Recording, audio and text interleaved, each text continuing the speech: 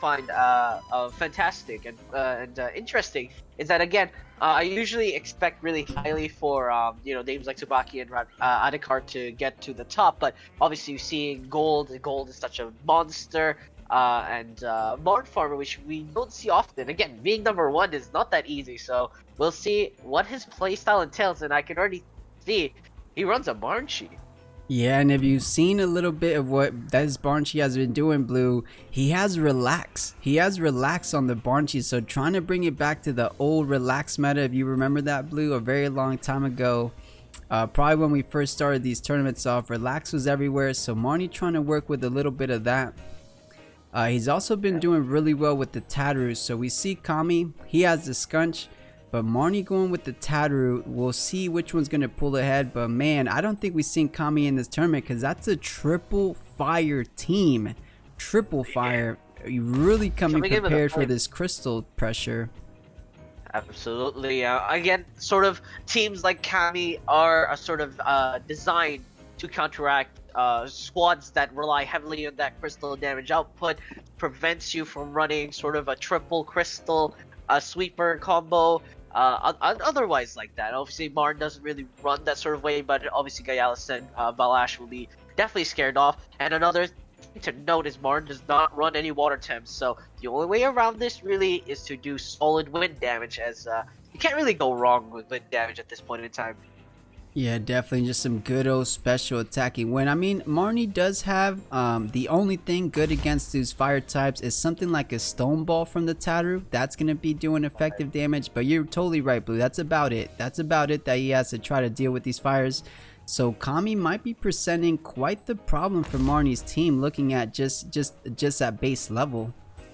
Yeah, and another thing I want to point out that I'm concerned about is how Marn will be able to play out Relax. Relax, obviously, everyone knows, is now a priority 1 move, and on top of that, you're against a Rise, an opponent who has a Rise, rather, and it slows you down, and you really cannot afford to be losing speed. And if you really turbo choreograph strat, I mean, even back in the day when you ran Relax and it was still 2 prio, you needed speed, and Rise was one of the better ways people were going around. I was just saying, oh, you're gonna turbo, I will slow you down preemptively so that your turbo choreography has less effect and it'll take longer before that Relax is priority high enough to be usable. Yeah, very, very true, Blue. So we'll see how Marnie wants to maneuver his Thames accordingly to perhaps try to play around the speed debuffs coming out from Kamiii. But going pretty bold, I will say. So picking a Crystle, even though Kamiii just has so much fire pressure, including the opening turn as well. Exactly. I don't. This opening turn will be definitely devastating, especially for a Gyalis. And we all know nobody really puts speed TVs on Gyalis anymore. So unless Marn has something up his sleeve, this Gyalis will start with -1 speed. And on top of that, yes, Barnchi can provide Bamboozle, but Barnchi's a very, very, let's say, fragile support, right? I mean, Kinu is a fragile support, but Kinu provides way more defensive capabilities than a Barnchi. Barnchi, yes, provides Bamboozle, but still, it just lacks that sort of support-esque, so maybe it's a damage Barnchi. I wouldn't be surprised if it was. That would be a very good way to surprise your opponents, especially with a good sludge tornado into that Rise. Will do a lot of damage. Yeah, I think, I mean, most Barnches are pretty hard hitting and just naturally, but yeah, I don't know how exactly he's building it. You know, in the previous tournament, he was running with Snare on the Barnchi. I'm not sure if that's what he's doing for this tournament, but just sticking more to that support role. But maybe going a bit more offensive. We're going to see in this opening turn, because he did pick it as his very first Temtem, so he has something up his sleeve. Absolutely. He has to definitely be holding some tricks, or there will be a massive struggle in the mid game trying to do any form of damage. We'll see though. Kamiii versus Marn, game 1. Very first game of the quarterfinals here for the Plus Cup number 4. Let's see how things are gonna get started here. As you said, Blue, Kamiii versus Marnie, and it's tough. I mean, Raze isn't gonna be doing the most amount of damage to something like Gyalis with a simple Embers. But a good double up from Kamiii will bring down the Gyalis a fair bit, you know, around 40% or so. So it might not be necessarily a free heat up. But Right. maybe Marnie's thinking about a solid bamboozle to try to mitigate some of that damage coming in. Yeah. I mean, on the bright side for Marnie here, the Gyalis is not in a position that's really threatened. Yes, Embers is gonna do a lot of solid damage, but it is a rise, so there's low likelihood that there's any attack TVs on it. It'll probably do roughly 20% damage if most. The Volorend, of course, with Feather Gatling will do quite a bit of damage as well. We'll see how much pummeling that does. Is a 27% solid. Bamboozle will apply before the Rise even gets a chance to attack, as that Rise is actually quite slow. Heat Up will go out though, and Gaias gets a free turn, which is a bit concerning for Kamiii there. Yeah, something to note, so despite the demoralize on Marnie's 2 Tems, the Barnchi's still going to be outspeeding the race. So we saw the turn order, it was Volrin going first, Barnchi second, then the Raze, and then Gyalis. So Gyalis is the slowest Temtem on the board so far from that demoralize that very first turn. So that is something to keep in mind for both of these players. It's not an absolute raw lack of speed TVs. Obviously, this does not mean it's over or anything like that. Another thing I am concerned about is this Marnie is faster than the Rise even with a speed down, and that is actually a really good sign for Marnie. That means that in terms of being able to protect the Gyalis, he will have much more uptime. I believe Fire Tornado is still a 2 for IO, so Bamboozle should come out before that, unless Fire Tornadoes have 3 for IO, like normal Tornado. I don't think so. Yeah, it is normal prio. It is on 2 turns, so he can't do it this turn. So the next turn he will have it online. The question though, I mean, Gyalis has a free Crystal Bite into the Volrin, but it's a bit risky. Kamiii could try to predict it and bring out Volcrane, and if anyone knows Volcrane, that is 1/4 damage on every crystal attack coming in. So Marnie, that's always something to think about, is where is Kamiii trying to predict my crystal damage? I mean, and not only that, Volcrane has really high defense, so you will see that the ×2 damage does absolutely nothing onto the Volcrane, but Scunch gets swapped in here, maybe trying to set up a Uchi play or otherwise, but Beta Burst does twice the amount of, quadruple the amount of damage rather, on a Scunch, so gonna be a... I think it was to protect a Hideuchi into the... Oh, there we go. Marnie says, I'm not even gonna attack. God. Yeah, Marnie with the double trouble. And look at that, Blue. That is a sweatband on the Gyalis. So this Gyalis is about to pop off. Absolutely. I mean, even Volcrane cannot get out of this one. A Haito will obliterate Volcrane as it does do ×2 damage. Scunch as well is not in a safe spot. Again, Beta Burst on a Barnchi is actually quite strong. It's a mental temp. It's a high natural special attack, and quadruple damage on a Scunch. That kills, Blue. That definitely kills. You're right. I mean, all the pressures on Kamiii. 1 Hideuchi on the Volcrane at +4 attack. That's 3 times damage. That one-shots the Volcrane.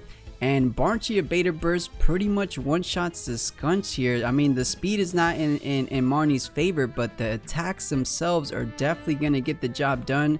So Kamiii has to be very careful about this following turn. Yeah, it's so dangerous.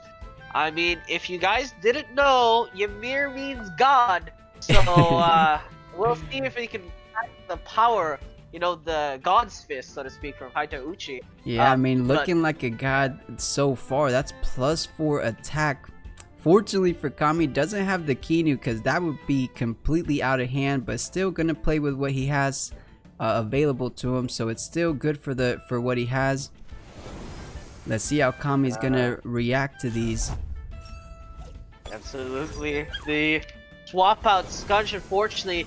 Again, I'm not sure what Kamiii was trying to do with the double swap, and maybe stone ball into some major slash plays, but it did not work out. The double green is perfect, but the speed down will compensate. Beta Burst will come out. The Scunch, actually no, it was going into the Volcrane. That's surprising, but the Rise will be taking that in the face, and Hideuchi as well. It'll eat it just fine. The Rise has really solid HP TVs or defense TVs, and that's a quadruple damage, and it still survives. Yeah, definitely. I think a triple, right? Triple. I think it's triple damage, but still an absurd amount, right? It's still quite a lot. So again, double heat up. It's at stage 4 attack, and that is quite the problem. Yeah, that is 200% increase in attack power, so insane stuff. That raise does not want to be around too much longer.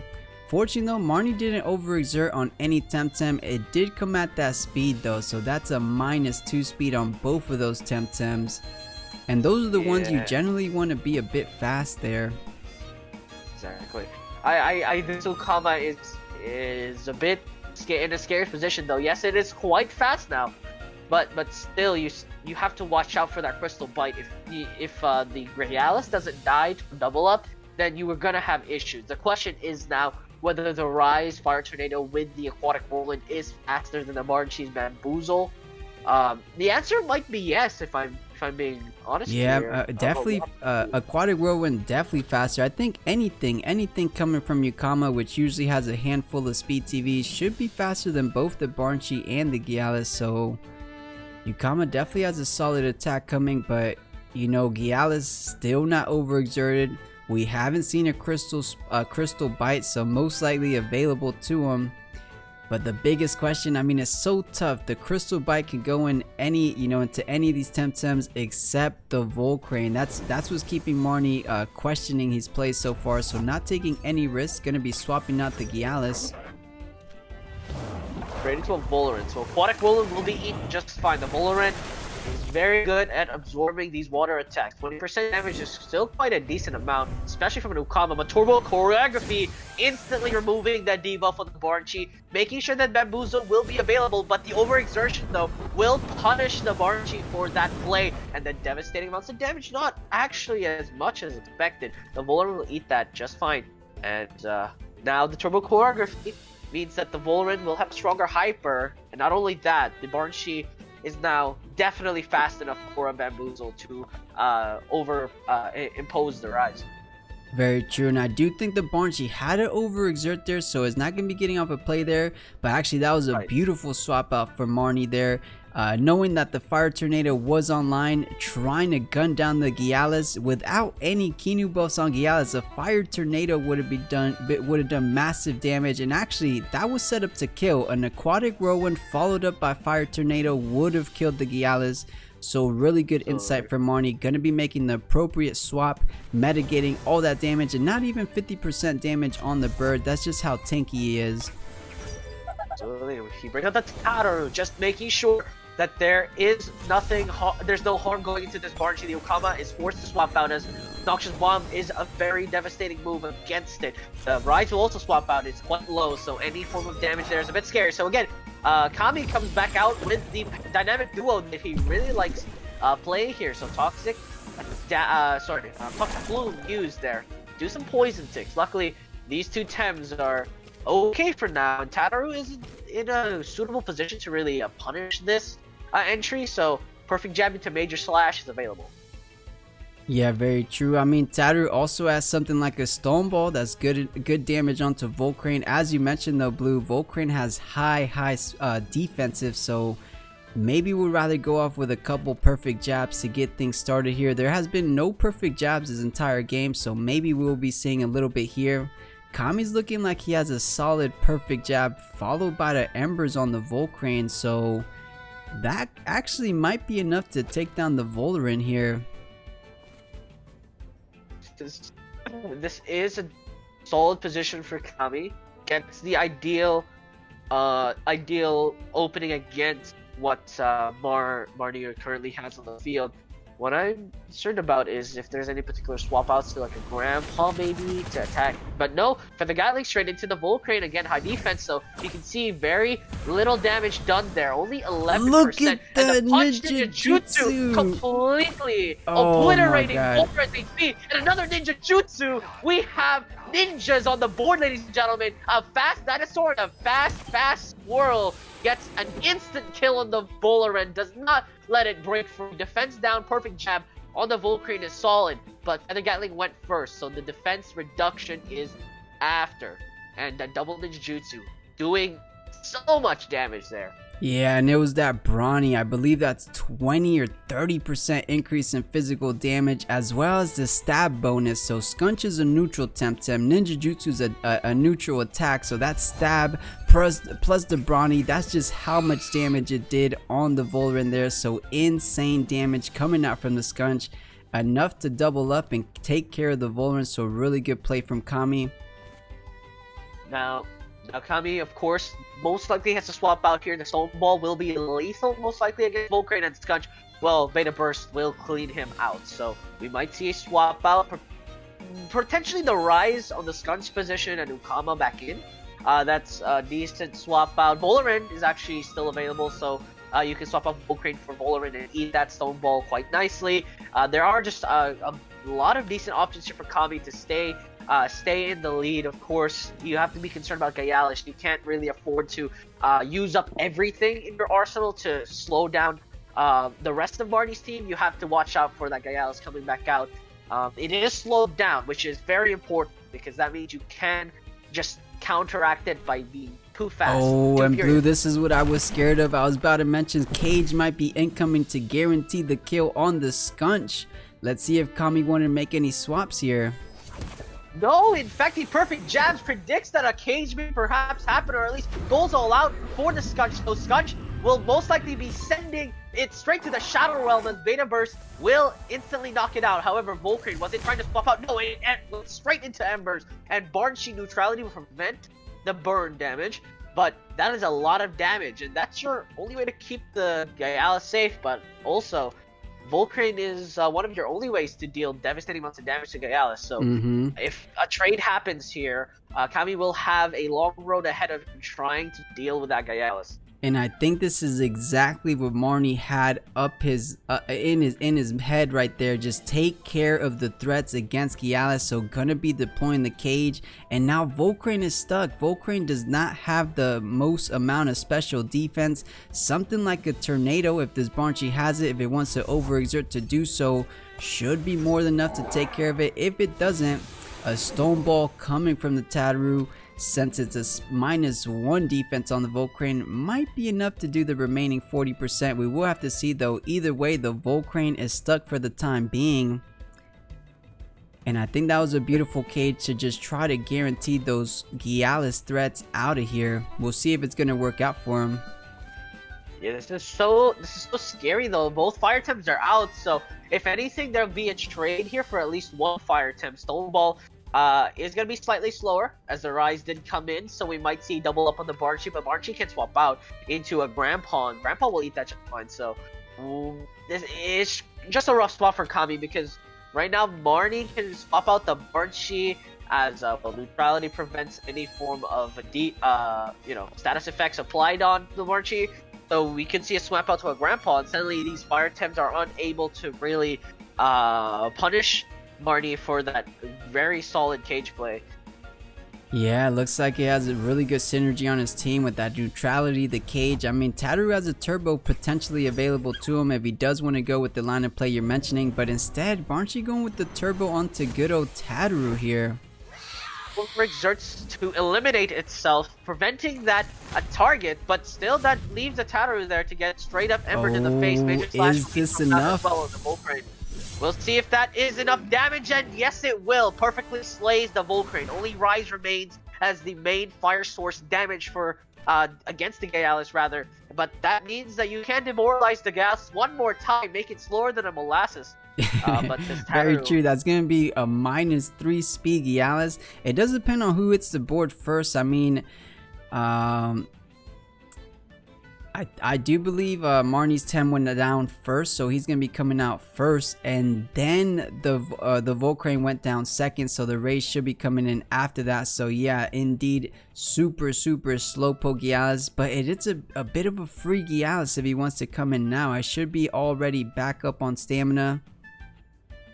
There's still a Grandpa in the back pocket though for Marnie, which is why I'm thinking probably the Grandpa's gonna come out here. But then you have to think, oh, I don't want to get demoralized again because there is still that option. So no, Voldemort will come out here for the side with Kamiii. Does not want to risk the rise. They're not waste another turn. And Grandpa, as to be expected, will come out. The Gaialis will be the last thing coming out, and that is so scary because that means whatever you have here, Kamiii, will be the only thing standing in your way of victory, and that mighty Gaialis. Yeah, very, very true. I mean, Tadru hasn't deployed a turbo choreography yet. That was the Barnchi that did it the previous turn. So turbo choreography might be coming out as a last play for the Tadru on Marnie's corner. And then Grandpa, actually no, Grandpa just came in, so he doesn't have Hypnosis online. So not a lot of damage coming out from Grandpa here. But Kamiii doesn't have the most damage, of course. A water cannon with the toxic synergy going into either Tadru or Grandpa should be a good amount of damage. Straight into Grandpa. Look at how much damage that does. Already drops it nearly to half. A noxious bomb thrown out as well. Grandpa is not welcome here. Your kind is not welcome here, as that damage output is so high. Special defense is praised on the Volrent, but attack damage is the name of the game at the moment. So just picking off as soon as possible these Tems on the side of Marnie. Make yourself have as much HP as possible for that Gaialis play, as it does have Sweatband. It can just cycle through its abilities as much as possible. So if you can mitigate how much damage Marnie can do, then you are in a very, very good position into that Gaialis. Gaialis is not invincible. It's strong, but it's not invincible. Yeah, especially without the Kini, I completely agree with you, Blue. The biggest question here for this turn is, does the Grandpa outspeed the Yukama? They both have their 3 prior moves, you know, Hyperkinetic Strike and Aquatic Whirlwind. If Yukama goes first, Grandpa is going to be going bye-bye for now, going back to that temp card. We'll see if he leaves it in. If not, Gialis is going to be eating that that Aquatic Whirlwind, so it might be a bit of a lose-lose situation here for Marnie. Yeah, if I recall correctly, if I just I believe Ukama is slightly at max speed is quite decently fast. Naturally, I believe Grandpa is in fact slower. So if they're both maxed out, which is probably not the case, yeah, I think there is a solid chance Grandpa is faster. Yeah, most people are running max speed Grandpa. Not very much people are running max speed Yukama. So in this case, the Grandpa most likely does outspeed. But we will have to see though. Yeah, I mean, exactly. and let's take a look, Blue. This Voldemort, it's anaerobic, right? I'm pretty sure. I can't see the scoreboard just yet, but I'm pretty certain it was. Yes, it's anaerobic. It does have special defense raise. Actually, a swap off with the Grandpa into the Gaialis. The Gaialis will be eating these attacks. I'm not sure how good this is, but Kamiii is swapping out Ukama. That's a solid read there from the side of Marnie. Did not expect his Grandpa to get pulverized, but the demoralized, another set. This Gaialis is so dang slow. Toxic Plume is thrown out. Obviously, Gaialis will not eat that. And the raise of special defense is coming out. Major Slash is thrown out here into the Rise. So Rise will be dead before a Fire Tornado is even thrown out. And I'm actually really scared for that, because that means Gaialis has to now only deal with a Voldemort and Ukama. But of course, with -4 speed, it's a struggle. Yeah, I mean, at this point, you know you're not outspeeding, so you just need the damage to be done. There's no such thing as bamboozles for Kamiii, so everything is going to be connecting. The issue, or the question at hand is, who do you gun down first? I think the biggest threat to your Gialis would be the Yukama. Those water cannons, the aquatic whirlwinds, are going to be doing the most amount of damage. So I'm thinking you get a good old Crystle bite into the Yukama slap. Is it enough for 76% outright? Maybe, maybe not. Yeah, I mean the question is, are you fast, right? Rather than is it enough? Because at this point in time, the Gaialis at -3 speed will have to outpace an Ukama. You know, this is the C node dweller, and we might see a double up. Hyperkinetic aquatic whirlwind will kill the Gaialis. But the question is Kamiii thinking that Marnie will swap out, and in which case run his arsenal dry? And that's one of the ways that Marnie. This is all about outplays at this point. If the Grandpa eats the double up, then Gaialis will be coming in with less worries in his position. But if Marnie tries for the green play here and punish the Ukama as soon as possible, then we may see a different victor. Yeah, it's going to be close. This is an anaerobic bowler, so I believe it's -2 special attack. So the hyperkinetic strike, since it doesn't have any speed, is not going to be doing the most amount, but that aquatic whirlwind is going to be doing a good amount. I dare say it's going to be close. I just don't think if it's going to kill. So if it stays on the board, tries to get a crystal bite. I mean, if it plays out, like if Kamiii wants to double into Gialis, the Slowpoke Gialis lives, gets the kill onto Ukama, then we're looking a little bit good on the side of Marnie. Let's see what it's going to go. So water cannon onto Gialis. What does the bird want to do? Ooh, but the Gatling is thrown out. Did assume that the grandpa would pop it. It's lethal the Gialis, but straight into Volarant. It instantly kills it, so Ukama will have to 1v2 in this final position, and the Gialis will fall. Will take one down with him. But the question is the grandpa and Tataru gonna do enough damage? Aquatic Whirlwind is still available. The Tataru right now is slowed down, and the grandpa's hyperkinetic strike will have to see how much damage it does. Yeah, so it still was online, so it's gonna come down to Ukama versus Tataru. As you said, Blue, it's gonna come down to just how much is hyperkinetic strike. It does have bully online, so that's an additional 30% damage coming out from that attack.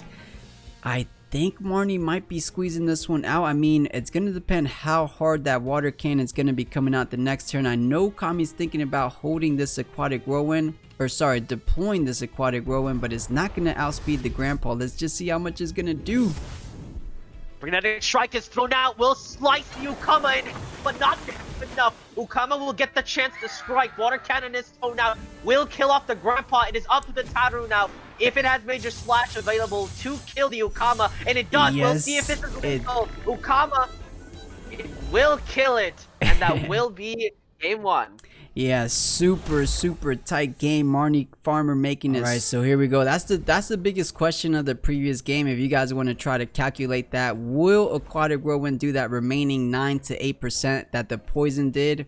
That's the question, but here we are. Some of those might be extending out to this game, the game number 2 of our quarterfinals. Either Marnefarmer gonna be winning this, moving forward into the semifinals, or we have a bit of an underdog story with Kamiii. Let's see how things are gonna play out, though. Absolutely. I mean, in this case, right, I'm actually quite impressed by Marnie, especially managing to pull off the double heat up. Again, people meme when I say double heat up, and they're like, "Ah, no way, nobody's gonna do that." And when it does happen, it's a scary situation. And what I'm impressed more by Kamiii is sticking to their guns. And this is what I say all the time: is if you're gonna ban something, ban it thinking this is the ban I want to do. And yes, you may be surprised by your opponent, but you also have to consider, like, is it worth swapping out a ban? And clearly for Kamiii here, Gialis with a sweatband is not the biggest problem in this arsenal for Marnie. It's the Kinu.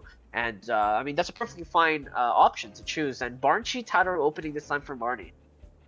Yeah, so Kamiii usually banning the Kinu, as it's usually the only mental damage coming out from people's team, but Marnie has the backup Barnchi with things like that beta burst, so Kamiii not too safe with the Scunch, but opening up with the exact same turn as previously. I believe it was Barnchi and Tataru opening up for game number 1. Was it, Blue? I think it was, right? In the first game, Marnie opened with Barnchi Gialis. Okay, yeah, so switching things up here. I'm sorry. So switching things up, Barnchi, Tataru, and Kamiii going with the classic start as well. So Volarant and Ukama to get things started for Kamiii there. So I think Kamiii has a slightly better opener just because of those ticks of poison from the water cannon.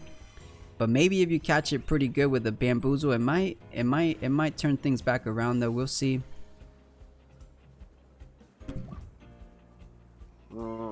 It's gonna be interesting. So Kamiii does ban Gialis' second ban.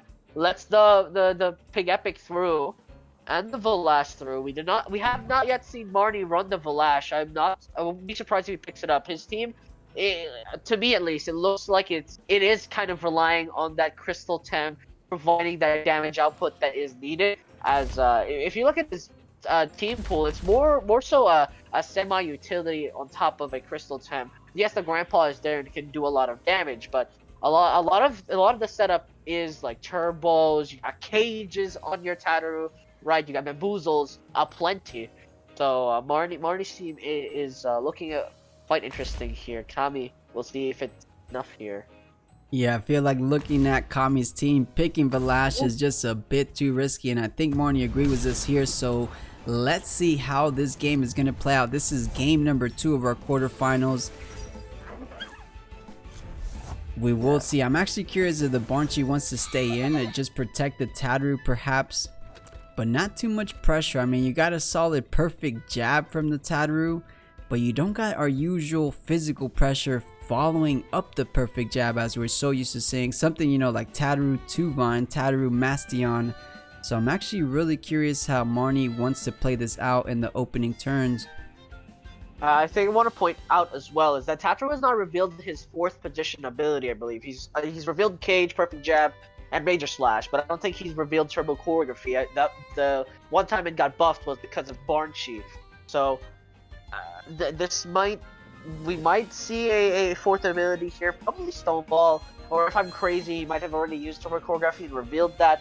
But regardless, we'll have to see how Marnie operates. I think you're definitely right, Blue. Really good observation. I don't think we've seen either that 4th mood. It could be Turbo Choreography. I think we saw Stoneball, but that might be hitting. Who knows? Maybe he has an undercover Noxious Bomb on the Tataru. We will see. Oh, that would actually be devastating if this Tataru lands a Noxious Bomb. So speaking of Noxious Bombs, Barnchi will take a double up to the chin there. Perfect Jab will be thrown out of course on the Volar and reducing the defense for future damage output. But the question is, what's going to be doing that attack damage for the side of Marnie? And the Barnchi's already in a very, very hostile position. Yeah, you're very true, Blue. There's no physical pressure on Marnie's team. It's literally the Tataru, so those major slashes are the only physical pressure. Actually, I'm sorry, guys. So Volar with the Feather Gatlings, Noxious Bomb, those are physical pressure. But that's it. No Gialis in here, no Tuvines, no Fire Temtems. That is what Marnie's working with. When you think of physical pressure, you don't really think Volar, right? You think Tuvine, you think Gialis, you think Riken, and Volcrane, in fact. So again, there's not really a pairing here for the Tataru. Pig might have Oshidashi surprise us. It would do a decent amount of damage with the defense down, but without stab, it's a bit wonky. Only you really have Oshidashi to counteract these crystal attempts coming out. So Riken, speaking of which, will be swapped in here, and this Barnchi will definitely have to swap out. It's quite low, and you don't want to lose attempt straight out the gate. Volarend, in fact, will be coming out, so we might actually see a attack on the Volarend if it was still here, because it will be swapped out for the Scud. We'll see if he read this with the turbo play, but no, Marnie trying to go with the aggressive line of play. The Skunch actually doing a lot of damage on the Skunch. It was neutral damage, so over 50%. The Tataru's hitting so hard. Yeah, I mean, Tataru hits hard, but I didn't expect it to hit that hard. That was a major splash and a half. You know, it could be like a speed attack Skunch, because that seemed like it had no HP whatsoever.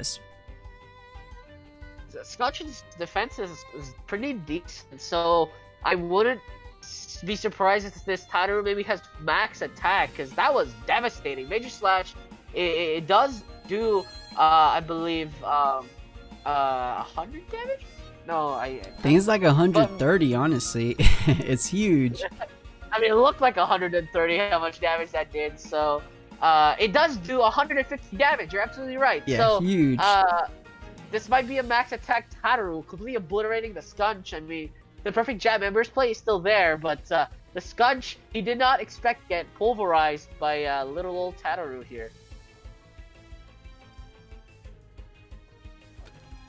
So now we got the good old 1-2 punch here. Perfect jab followed by something like Feather Gatling. Could be working out, but Marnie trying to get the speed advantage for himself. So that's going to be a turbo choreography. +2/+2 on both of his Temtems.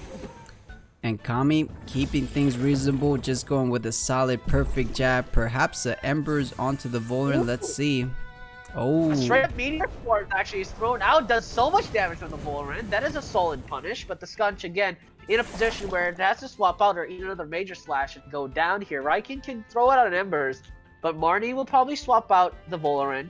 I can't really afford to get another hit in. Obviously, if this Riken is prideful, I don't think we've seen a motivator yet. So if this Riken is prideful and it eats the Volarant alive, you will be faced with a Riken that's gonna slowly get stronger.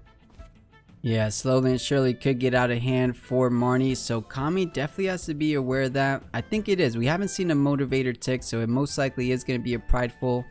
So like you said, Blue Skunch can no longer be on the board. Something like a hyperkinetic strike if he's worried about speed. That Volar, actually both of the Temtems, +2/+2, even with Skunch Ninja Jutsu. Ninja Jutsu is 4 prio, so that's 1.75, right? And then +2 speed is a solid 100%. So 75 compared to 100. Those +2 speeds are going to be a bit faster than the Skunch, even with the Ninja Jutsu. Yeah, and we'll have to see. If Kamiii tries a Ninja Jutsu here and it's outsped by Hyper, then we will unfortunately see just on the back foot, Kamiii will be. Obviously, you cannot count out Riken's raw damage. Meteor Swarm did some solid work. Embers probably won't kill the Volarant here. I don't think it does that much damage, but it will put him low. I mean, there's still burn as well you have to consider. Yeah, I mean, if Volar wants to try to go with Hyperkinetic Strike just to put that nail in the coffin and guarantee it going off before the Ninja Jutsu on the Skunch, it's gonna be killed by the Riken. The Riken can just do Embers, and then that's a bit of a free prideful buff. And it does depend on the TVs though. But I think just a safe play from Kamiii could be to switch out. But what did we just see in game number 1? This Tataru does have Cage. Is it reasonable to do it here? That's the question of life, isn't it? Because the Volarant like you have Volarant and Grandpa to choose as your main damage sources, right? Or at least one of them to tank up and the other one being a damage source. But if you cage the Volarant, Embers will kill Riken. I just checked. The Embers only does Embers only does 12 less damage than Meteor Swarm. When it took 65% of Volarant's HP just from raw physical. So this Volarant is definitely dying if Embers hits it. I'm gonna struggle with so we're not getting the cage here. Oh, but Riken takes huge damage, but Ninja Jutsu does go before the Tataru, so gonna be killing the bird, but actually denies the prideful buff, so maybe not all that good there. Absolutely. Unfortunately not the case, but Major Slash will be thrown, but the Riken will be punished for the Volarant, and that trade is actually very favorable for the side of Marnie. The overexertion is not very fun, but you take out the higher HP Tem ASAP for a trade on the Volarant, that's a pretty solid trade. Grandpa comes out now.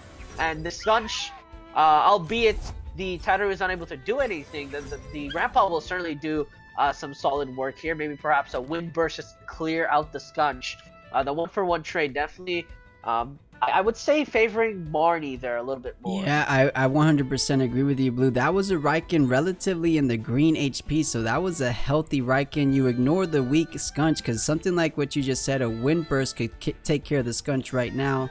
So yeah, taking care of the bigger threat, the Riken, that prideful Riken is already down for the count. So yeah, I definitely agree. Marnie pulling a bit of the momentum in that 4th turn there. Volarant in the back pocket. I could see a Skunch swap out for Water Cannon just to do the finishing blow on the Tataru, but the Tataru can swap out as well. It's Pig Epic and be perfectly fine with it. But the question is, do you really want 3 Tems at yellow HP? I don't think so, and that's sort of the thought process you want, because if everything is low, then they will all get pulverized by something slightly faster than them. So we might see I don't know, we might see Kamiii just sort of play safe here. I mean, he can afford to at this point, being up the position at least. Yeah, he definitely has the HP lead. Let's see if he's going to be able to retain it. He does swap out the Pig. The Skunch most likely coming in for the Volarant to get that toxic synergy. Where does the Water Cannon want to go though? Oh, Ooh. Yeah, instead of the Water Cannon, we got completely bamboozled as the Pig swaps in. Windburst does come out to try and pick up the Skunch. And now it's available to Marnie. I don't think he's going to go for it, but the double coral play, so 0 to +4 speed real quick, could be coming out here for this 6th turn, but it might be a little bit too passive. You kind of want to start outputting damage, but you're not truly pressured. I mean, a water cannon plus that toxic synergy is going to be doing a lot to Grandpa or the pig. And Volan as well. It won't guarantee a kill though, so you could, if you want to try to get that speed advantage. That's going to be speed for days, speed for the entire game. +4 speed is no joke, which means a +4 speed hyperkinetic strike incoming to, you know, most likely that Yukama slap. So it might be worth. Let's see if Marnie wants to go with it. It could be a bit passive though. We might see an aquatic whirlwind into a Noxious Bomb as well, just to punish the Grandpa if that double turbo choreograph does come out, and just making sure the bully passive is never active as well. You have to make sure that again, Marnie has already lost the Volarant, so if he loses the Grandpa, or at least if the Grandpa is in a position where it can't really sustain fights in this position of the game, you will have issues trying to output that damage. So Marnie decides to play safe, so Grandpa will be leaving. Barnchy will be, if anything, biting the bullet here. A water cannon will be thrown out. Potentially was supposed to go into Grandpa. In fact, it was supposed to be. The Barnchy will eat that, will be sacrificed for the sake of protecting, but Turbo Choreograph now only applies on the pig and only is 1 to speed. Noxious Bomb gonna do its damage as well. So you have to wonder if Grandpa eating that would have been better. I mean, the answer is probably no, but it is a really rough choice there for Marnie. Yeah, super rough choice. Gonna be sacrificing the Barnchy. I think Marnie was hoping the Turbo Coral being at +4, at 4 prio could outspeed the Yukama, but that +2 speed on the Yukama will be outspeeding it, so not gonna be getting off those 2 ticks of speed. Instead, just 1 tick of speed, so still slower than both the Yukama and the Vola. Absolutely. And your Grandpa still doesn't do more damage, right? No speed bonuses here. So Water Cannon again will be thrown out. So Barnchy, his sacrifice may have been in vain here as a Water Cannon is thrown out. Choreography number 1 finally gonna come out here. The Pig Epic will be faster. And the Volarant, in fact, at this turn. I was gonna say next turn, but no, it will come out this turn, as Hypnosis will shut down the Volarant's advances on the Grandpa. But still, Aquatic Whirlwind now available. Will overexert the Yukama, but it might be worth it if you can pick off the Grandpa.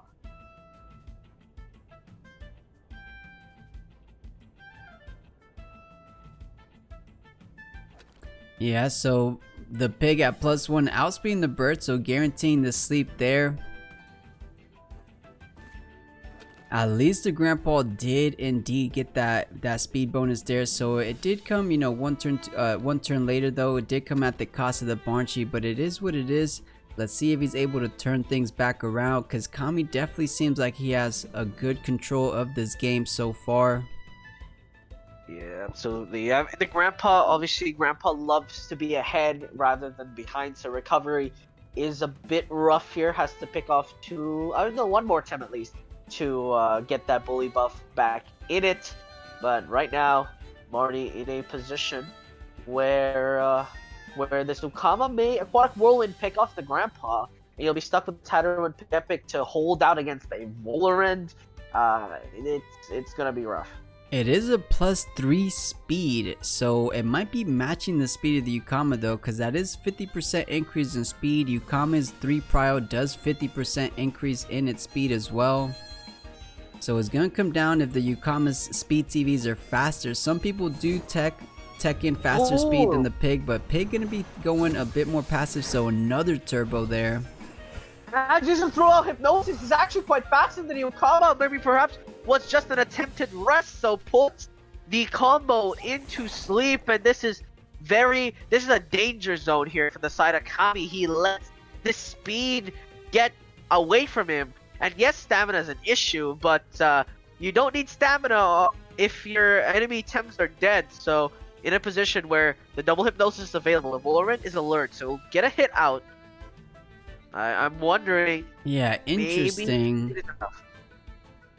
So I mean, I believe that is a +5 speed Pig Apex, so that's a max speed on him, +4 on the grandpa, so believe the pig decided. No, it went with the turbo there.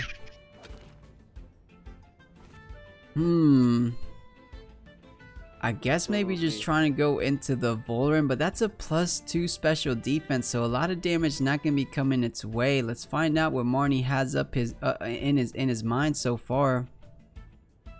Yeah, we'll have to see. The Vulran will still do quite a bit of damage here. It's still so hard for Marty to come back from this. He has to pick off 4 times. The Scotch is low, albeit, but still, the Grandpa will have a lot of work. Ukama will be swapped out actually for the Scotch, so the Scotch will be sacrificed here in the name of victory. Hyperkinetic Strike will be thrown out. The Ukama will be eaten. No, it's straight into the Vulran. Vulran will be taking it to the face. Luckily, special defense is raised, so it'll be fine. Bamboozle will save the Grandpa, so no shenanigans can apply, but overexertion is forced out. Toxic Plume will protect the Grandpa, but this Pig Epic gonna take a poison tick. Ninja Jutsu is available, but I'm not sure if it's fast enough. Yeah, no, I might have recalled after using it, right? So might not be available just yet. But yeah, +4 speed. I mean, the Pigapec did just overexert, so you only got to worry about Grandpa. And Grandpa to do damage would have to overexert, and the Vulran with something like a Noxious Bomb might be enough to clean the remaining of that HP after the overexertion, so it's a bit of a risky play. But Marnie running out of options. There's still the Volcrane in the back. If the Grandpa goes down, there's not too much taking care of the Volcrane. Of course, as we alluded to, maybe the pig has an Ashidashi, maybe those stone balls, those perfect jabs can get the job done. But that's a full HP Volcrane and a full HP Ukama sitting pretty in the back line for Kamiii, so I still think he has firm control of the game. Yeah, Windburst does come out here. Scotch will be picked off as expected, but the Grandpa overexerts to do so. I don't think Marty has the stamina to really match up to this fight, so a Noxious Bomb will be thrown out. The Tattler will survive, but it's not about survivability here. It's about the fact that these Tems have no stamina. Tattler has max stamina, that's Visual Bug, but everything else is tired.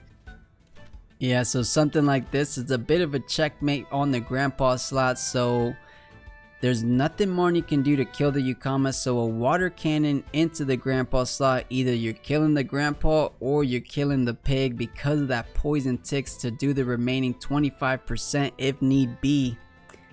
So you can guarantee a Tattler kill as well. Possibly here. Yeah, I mean, he can't guarantee. Tattler at +2 speed, but so is Ukama. So yeah, I mean, he has a guaranteed kill in whatever spot he chooses. This is fortunate for Marnie here, is unable to sort of mitigate the problems with stamina. Turboing that often, that many times, is going to take a toll, and especially when your Grandpa doesn't have, the Grandpa naturally doesn't have a large stamina pool. So this is quite a struggle.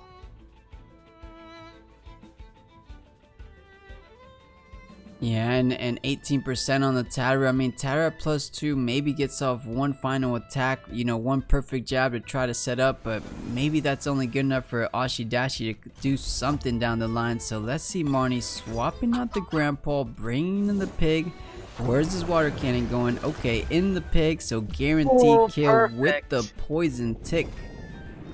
Absolutely perfect on that Pig Epic, and the Noxious Bomb will secure a kill on Tattler, who does not get a chance to respond at all. And it's looking like we're gonna head into game 3, ladies and gentlemen, because right now this Grandpa comes back out. Where is my team? They're in the graveyard.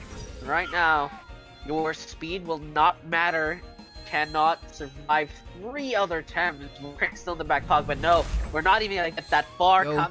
This is gonna be game number 3, the very last game of our quarterfinals. Only one of these players is gonna be moving forward to the semis. Who is it gonna be? Maybe Marnie, maybe Kamiii. The results will decide it all. And Kamiii just going with the usual band that's been working for him so far, just deciding to go with the Kinu first ban every single time this set here.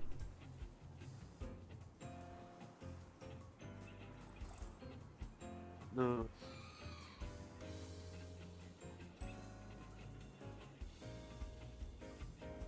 And it looks like Marnie, yeah, Marnie's been banning the 2 Vine. I guess is the most resistant to all the wind damage.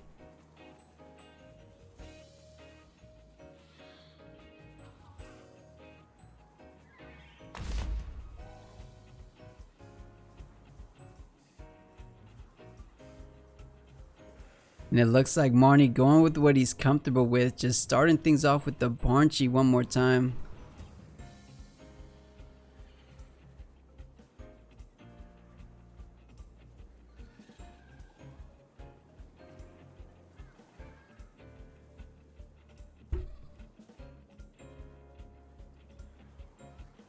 So a big difference, we didn't see that game, but Kamiii ended up winning anyways, was the raise. He didn't have the raise for game 2, but he still took game 2, so maybe it wasn't a huge factor into his win, but gonna be choosing it here. This is gonna be interesting. So Rise it's the first pick here, as Marnie lets it through again. I'm surprised Marnie thinks that. I mean, Tumai wasn't even in that last fight, so I'm wondering what Marnie thinks is a better play. Maybe using that Rise as a bait for Kamiii. Maybe is able to play against that Rise much better than let's say the last time, the last roster of Kamiii. We'll have to see. Yeah, Kamiii going aggressive here, a double fire start, so Rise a bit more support, unless I don't think we saw any fire flames, so this is most likely a support raise followed by the Volcrane, so leaving Marnie with the options. He can't go with any Crystal Tems as we saw in the previous game, so gonna stick firm with the Tataru, which is not so bad. You do got the solid stone ball, you got the solid perfect jab, so Tataru, pretty good answer to both of these Temtems coming out from Kamiii. So yes, the Tataru, Barnchy again for Marnie here, and I am hoping that perhaps Marnie will pick up Gyalis here just to use that perfect jab, or some otherwise. I just don't really see how effective the perfect jab will be for Marnie, especially with the bamboozle.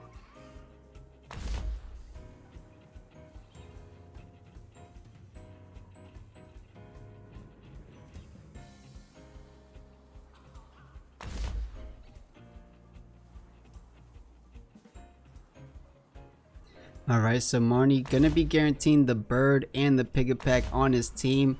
Kamiii gonna try to round out the team with the solid Raiken. So this might be a first. I think a first for me, Blue, but that's a 3 fires on the same lineup here. That's insane amount of fire pressure.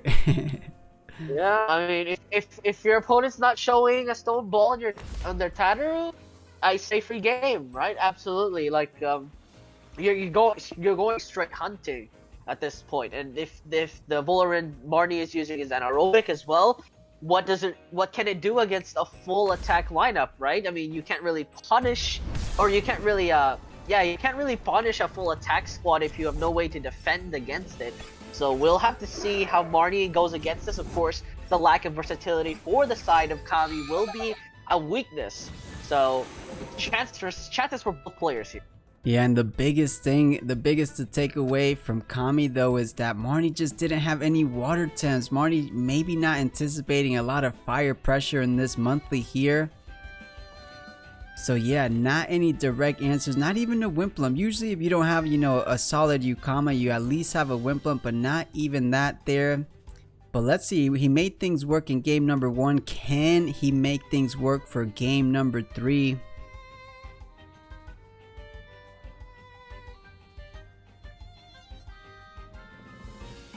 Game 3, you have to mix it up. Outplaying is the name of the game.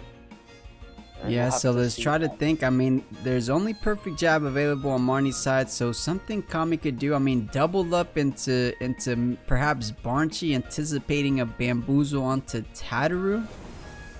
But no, he's gonna be swapping out the Rise for the big brother Raiken. So Raiken, these are the some of the hardest hitting fire Temtems in the game.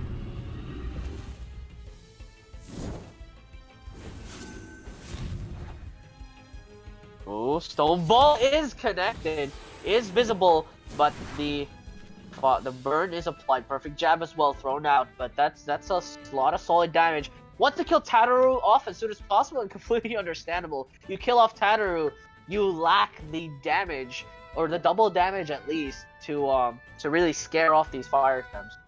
Yeah, and you're absolutely right. So Tataru, the biggest threat for Kamiii, that's 3 fires, and we actually just saw it there. So Tataru does indeed have Stone Ball, so it's going to be doing, you know, effective damage. So Tataru, #1 priority for Kamiii. And yeah, I see Marnie not going with a little bit more passive play and something like a Bamboozle, going pedal to the metal aggression, so trying to gun down the Volcrane, hitting him with the Beta Burst, so not too bad there. It didn't go over 50% damage, so another double up. Actually, sorry, that's a perfect jab there. So a double up could most likely kill the Volcrane, but he has to be careful about his Tataru getting a little bit too low, because as you said, Blue, that's really the only effective damage. Of course, to win, you know, a hyperkinetic strike from Grandpa is always going to be doing decent damage, but in terms of effectiveness, of course. Swap out here. Volcrane will be removed. Rides will come out. This is again severe punishment. Speed down on the Banshee is very unfortunate here. Turbo Choreography has to come out to sort of mitigate this, but Meteor Swarm as well will be thrown out. Will do a lot of damage here, and you have to be careful about these things. Burn will come out on the Pig Epic. But the so snare relax, and it looks like it was the Volcrane with the energy drink, so both of these Temtems will be put to sleep. The Pigapec does have the energy drink, so there we go. Neutrality and Pigapec are available on the board. Maybe we get a good old double turbo, but not as good as that double turbo on the Grandpa though. Yeah, the double turbo would only actually, no. If Banshee and Epic are able to get to that point where they're faster than the team of Kamiii, then you'll be in a very solid position of just shutting down the Tems, putting them to sleep, and preventing them from doing anything else at this point.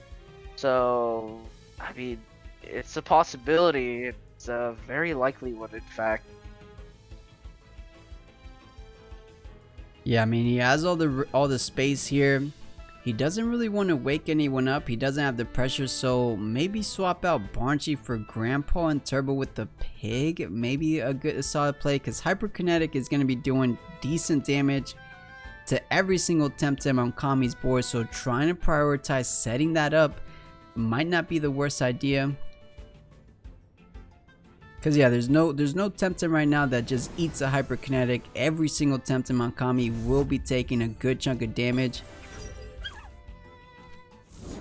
Oh, maybe it. Yeah, maybe it is a double. Let's see. Yeah, it is. In fact, a double just to bolster the speed of the Pig Epic will now be very fast. Hypnosis is even with Aquatic Whirlwind.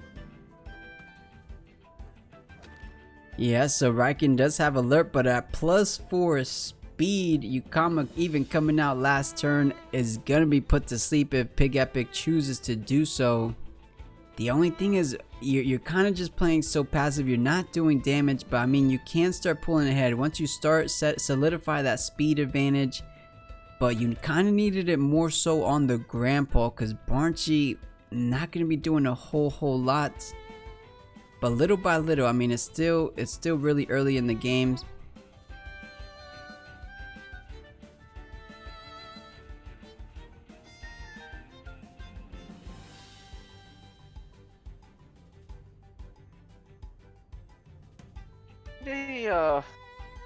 In an interesting spot here, as the Banshee is out of stamina, so I wouldn't expect it to try something else here, probably a swap out. But the Pig Epic might just get doubled up here. The pickoff wouldn't be a half bad sacrifice.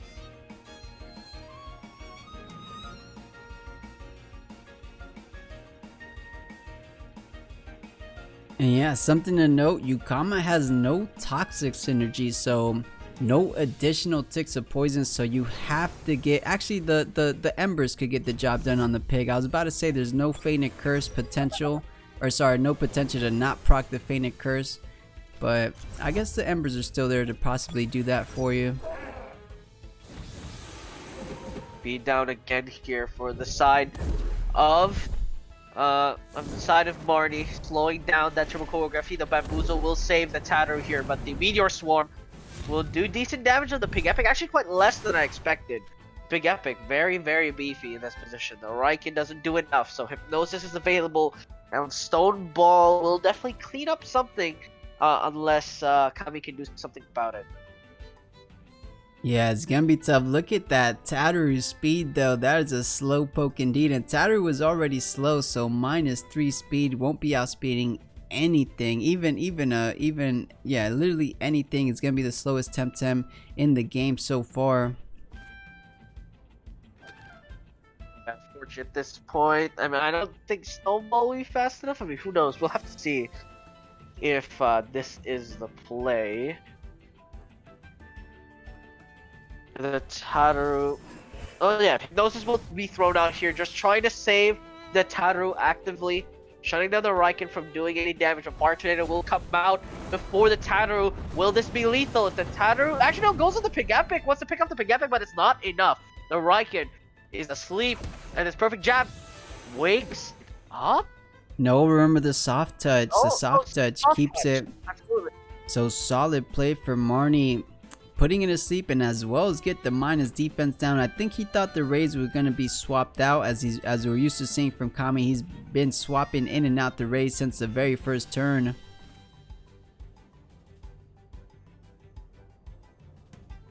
But yeah, Kamiii trying to guarantee that kill onto the Pig. The Fire Tornado coming out and so close, down to the final 6%. So honestly, Fainted Curse is gonna proc. It's gonna proc on someone. We'll see if Marnie's gonna save it for a good old Pig switcheroo, because that's what he has here. Any attack, any whisper, any tickle onto the Pig, it will be brought down, and the Fainted Curse will proc.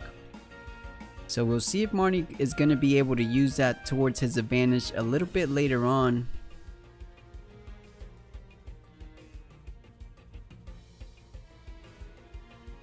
The Raiken being asleep is quite spooky. Defense down as well is important to note, because that means Stone Ball will hurt if it does come out. Pig Epic will be forced out here just to make sure it does not go down. Grandpa comes back in, so it will do some decent damage if you're not careful. Kamiii swaps out the Rise for the Ukama here. Gonna set up for the Aquatic Whirlwind or otherwise. The Tattaru is very slow, but Major Slash is very solid. We'll see if that kills here, and it doesn't. It cleans up a lot of the HP on the Raiken and is now susceptible to that hyperkinetic strike. Just immediately pick off the Raiken.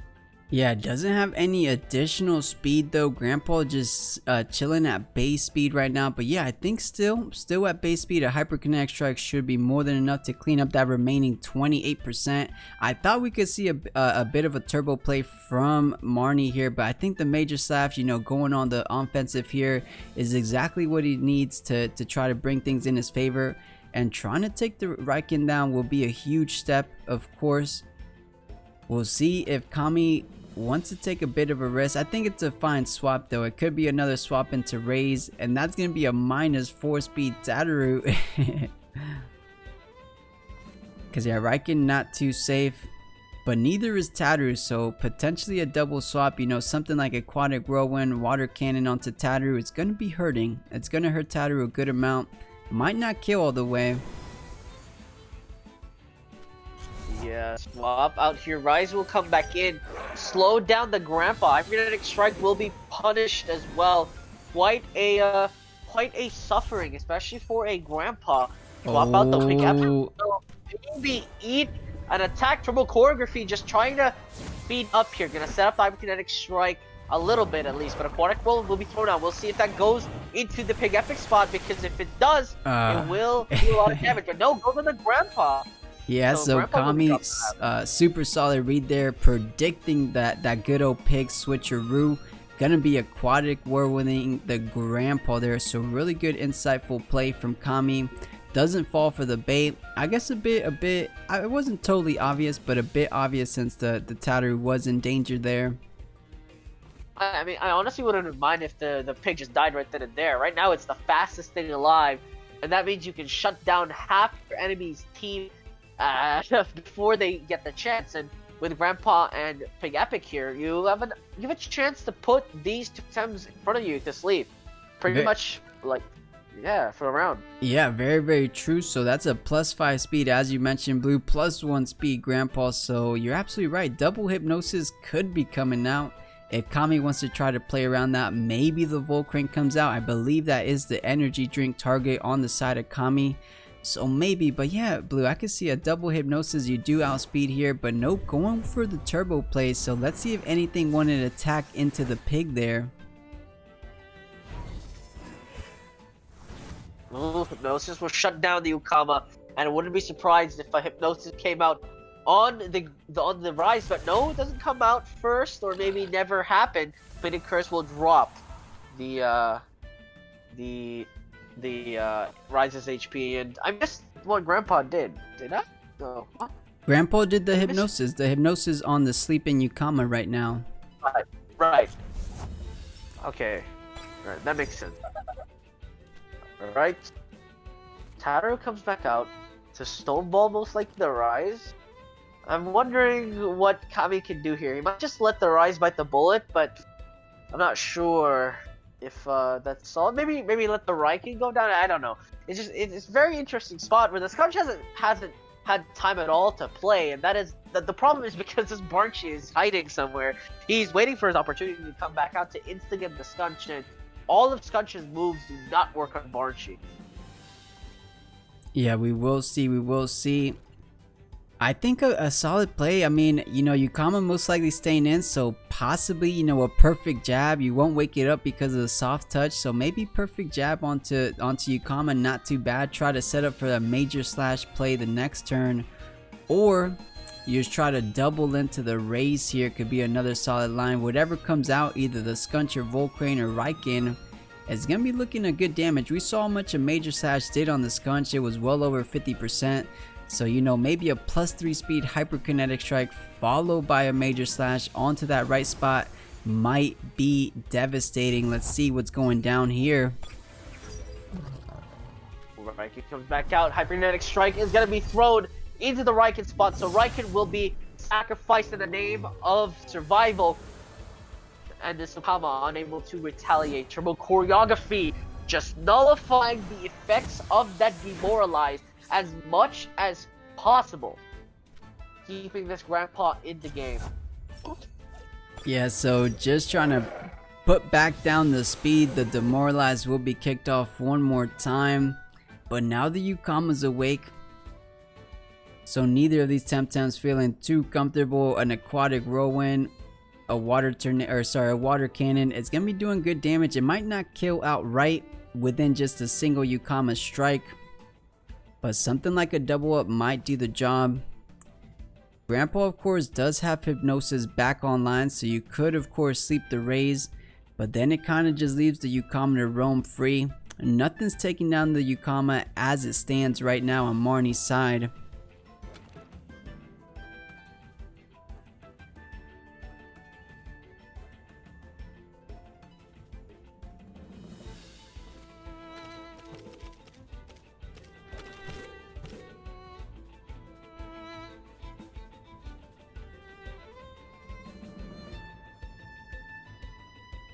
So this seems like pretty game-defining plays here in turn 10. Let's see who's going to be edging it out here. So it was a Hypnosis onto the raise. But that overexerts the Grandpa, which is a big concern. And Aquatic will be thrown down here. Where will that go? Straight into the Tataru, but it doesn't kill. Ukama is struggling to get picked off. So Major Slash be thrown out here. The ride, no, Ukama straight into it. The Ukama will be punished for that. And this is such a struggle. The Grandpa is overexerted, so it's unable to do anything. The Tataru is still very slow.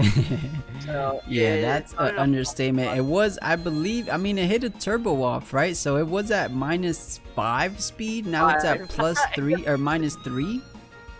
Yeah, I mean, it's in the exact same spot it was, I believe, 5 turns ago, which is at which is a good or bad thing depending on how you look at that. But besides the point, right? At the moment, Kamiii is it's not getting the kills, but it is definitely softening up all these Tems. I'm just worried that eventually the rest of Marnie's team will be too fast for Kamii's here, and the Scunch again is still very, unfortunately unable to do much, as the Barnchi has yet to come out. Speaking the devil, he shall appear. Barnchi will show up here to do some work, and the Scunch is coming out. A solid read here from Marnie forces the Scunch into a position where this is a bit problematic. Voldrin will swap in and will eat any attack. Ukama will also deal with it. Water cannon is thrown out, so Ukama will take that just fine. And remember, the Scunch, this is not your domain. You have no power here, sir. As the Barnchi and Beta bursts you out of the game. Yeah, Beta burst indeed, and that's no speed down, so Scunch not feeling safe at all. One Beta burst from a Barnchi gonna be more than enough with that 4x damage, and Ukama could try to squeeze out an aquatic rolling onto Barnchi, but if it stays in, it's gonna be looking straight at a Voldrin Noxious Bomb. It might be enough to take it all the way down, so all the pressure has been flipped back onto Kamiii though, so really good swap out. And yeah, the water cannon Voldrin eating up all that water can damage. So well done. It made sense, you know, Kamiii wanted to guarantee the Tadru to die, so we did bring out the Voldrin into that slot.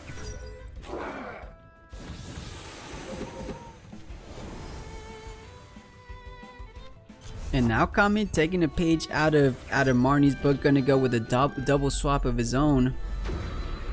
Yeah, Beta Burst will come out here. The Scunch, luckily, was not in that position. So Beta Burst beaten by Rise. Toxic Plume, though, will be very affluent here. Poison ticks down. And yes, that speed down is important, but I don't think that's enough at the moment. And Rise is at the risk of being eliminated here. And Marnie will have free reign to just start recovering the speed. I mean, Grandpa doesn't need any recovery. But Barnchi and Voldrin can perhaps just turbo double up after Rise is picked off. Yeah, I could see a turbo. I could also just see going aggressive. We haven't seen everything Barnchi has, so what is it? It's turbo, relax, and beta burst. I believe there's a fourth move. Oh no, wait.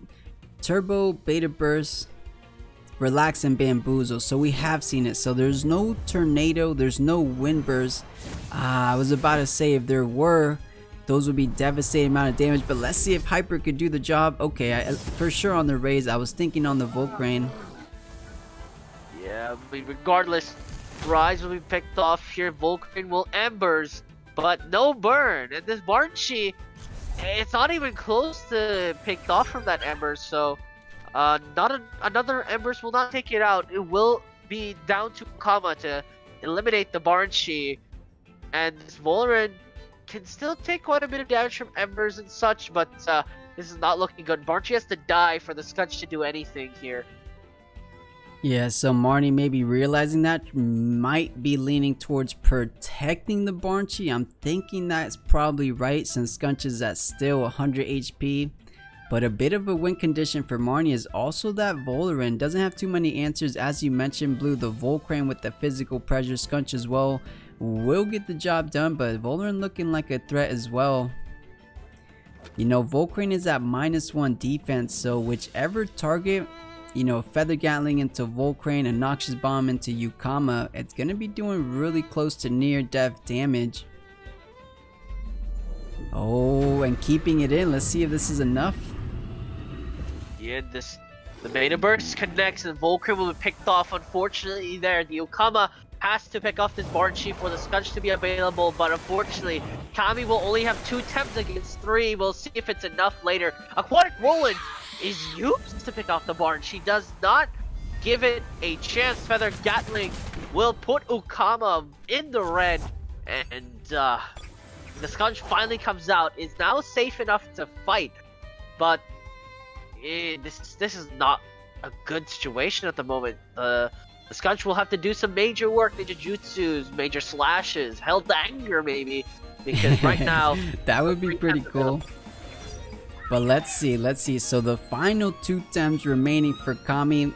Yukama does go down to something like a Noxious Bomb, but that overexerts the Volan, so it's gonna be Skunch versus Vola and Grandpa. Tattoo's still in the back to try to eat up an attack. I mean, Skunch, we've seen how much physical damage he does, so a perfect jab followed by a couple of more attacks. Oh, and going with Hyper on the Skunch. God. Hyperkinetic Strike obliterates the Skunch's HP pool, and Noxious Bomb will shut down the Yukama, which means that it's all down to the Skunch, and the Skunch does not look like it'll be able to sustain itself. The Skunch, we'll see what it's gonna do. Overexert does come out of the Volar, and Hachikuchi, it's not enough. It puts the Grandpa to sleep, but only for the moment, and Windburst will certainly pick up the Skunch. There is no way this Skunch is fast enough to ninja jutsu the Grandpa out of commission. Yeah, that is a +4 speed, so you're completely right on that. Kamiii for the stuff and giggles gonna be deploying Cage, but a simple Windburst, as you said, Blue, will be concluding the quarterfinals. So man, what a set of games going all the way to the round 3. So Marnefarmer, our #1 seed, gonna be, ladies and gents, this is the semifinals, none other. We had some upsets over here in the quarterfinals. Let's see what the semifinal brings to the table. And yeah, shiny is an understatement, Blue. That's a lot of shiny coming out from Cmaz. Those are perfect Lumas on a roster. That is crazy. Yeah, it's either 6 or 7 SB, but still insane stuff. Cmaz just with the subtle or the blatant flex, because he's flexing on all of us.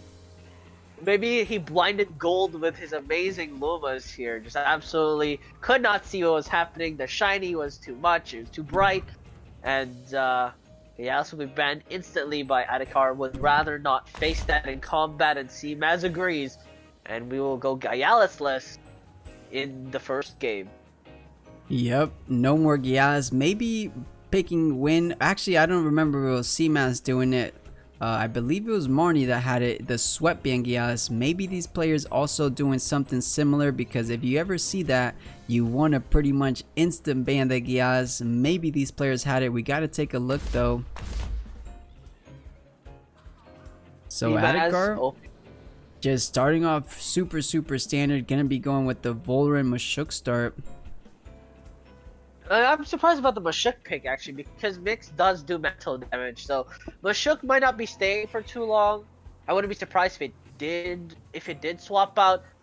Yes, I believe no, it doesn't do double damage onto Crystle Temps because of the mental typing on Mix there, so we might not. It might not be the best way to go about dealing with the Mix. I'm just not sure if this Mashuk pickup is the best, but it is Adikar, so it definitely has a it's plan. A bit tough, but I mean Adikar, what he does have going for him is that on turn 1, the biggest psychic attack is energy manipulation, and it's not that hard hitting. It just, you know, lowers your stamina, or depletes you of stamina rather. So you know what, maybe he's thinking if you get a solid perfect jab early on the Mix there, it might make it a whole lot easier to just 2-shot, you know, before it gets into Puppet Master range. So maybe that's something he has up his sleeve rather. You know, just a solid early game perfect jab, trying to make room for something like, I don't know, Feather Gatling or additional Mashuk attacks, or maybe the Raise attacks. I'm not too sure. It is Adikar, so we're gonna be finding out here. I mean, my nightmare is the fact that if you perfect jab into Feather Gatling and the Mix somehow drops just below 40%, you're in a position where, what Temps does Adikar have to do AoE damage to deal with it? Absolutely nothing. You have to push through a Bull Crane, Rukama, Ninja, Silakinu, any of these Temps. If the Mix just sort of sits there and says, I'm Crystal Spikes, you are in a position where you basically put yourself there. Now you have to lie in it. So I'm not sure if Perfect Jab Feather Gatling will be enough. Hopefully it's not enough to drop it below 50%. Or 40% rather. Yeah, so Adikar picking up the Kinu, not too bad. Let's see what he's going to be concluding his team. He does have the Spicy Gazuma on his team, but not going to be choosing that, as it wasn't going to be doing anything in this situation. So just going with the solid Balash and Grandpa. So Adikar with a solid lineup. Let's see how Cmaz wants to conclude it. Most likely, if you're going against a Kinu, you kind of need a bit of a Kinu yourself. unless you just want to go full on damage. I mean, Team Face Check is also perfectly viable, as Noxious Bomb is solid. I mean, Ukama's not really gonna do much here. Two Toxic Tems, a Valash as well, but Ukama will be picked up regardless. Wanna flex that Luma a little bit more, maybe perhaps more damage output as well. So we'll see how this goes about Mashuk and Bolorend versus the Bolorend and Mix. And again, we're most likely not gonna see a double up on this Mix. No way. It's just too risky. Maybe perfect jab into Feather Gatling is better for the side of Adikar, or maybe just another play entirely. I will be interested to see how he plays this out. Yeah, I'm very curious to see what he's gonna be doing about the Mashuk here. But let's see how it does play out. So one side does have a Kinu. That always tends to happen sometimes. And Kinu kind of, too many protective buffs will start adding up. If you're able to get those protective buffs on multiple Temtems, it could be a bit devastating. But let's see. Cmaz didn't pick his own Kinu for a reason. Let's see if the Ukama is a better pick up in this game number 1 of our semifinals.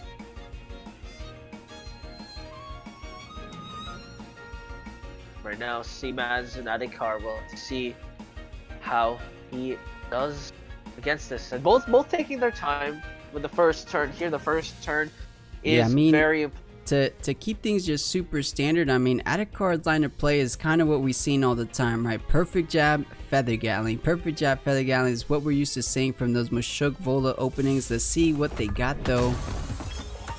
So Spikes is thrown out straight into the Volorant before any special defense is raised. You can see the punishment. And Arushio, very solid way to deal with that Mashuk, drops it below 50%, and the Feather Gatling straight into the Volorant. Does some solid work, but Feather Gatling trade favors the side of Cmaz here. But let me do the math. No,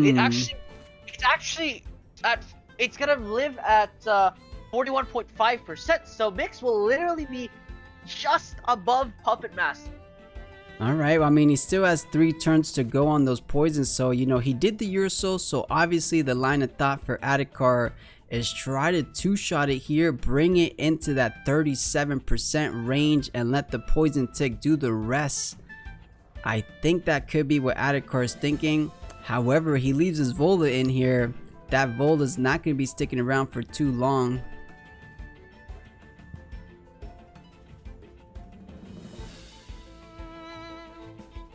Yeah, I mean, Adikar, the Volorant's already so close to the red. I wouldn't be surprised if Cmaz just decided, you know what, I'm just gonna Crystal Spike the Volorant and see what happens.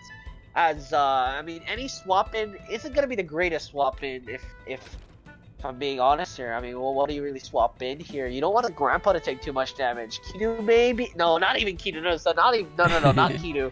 Yeah, I mean, anything. You're definitely right, Blue. Anything takes Crystle, but then you're not gonna go with the side surge on Mashuk. Let's see what Cmaz is thinking. Are we going? Okay, going with just a full-on Crystal Spike. Let's see if it gets punished, and yes, it does. Absolutely, the greed from Adikar coming into fruition. Toxic Blue expecting a swap. No, reduced attack, of course. Reducing the attack of the Mashuk so that any further advancement from this Mashuk will be punished. Perfect jab is nice, but not if you don't have any damage.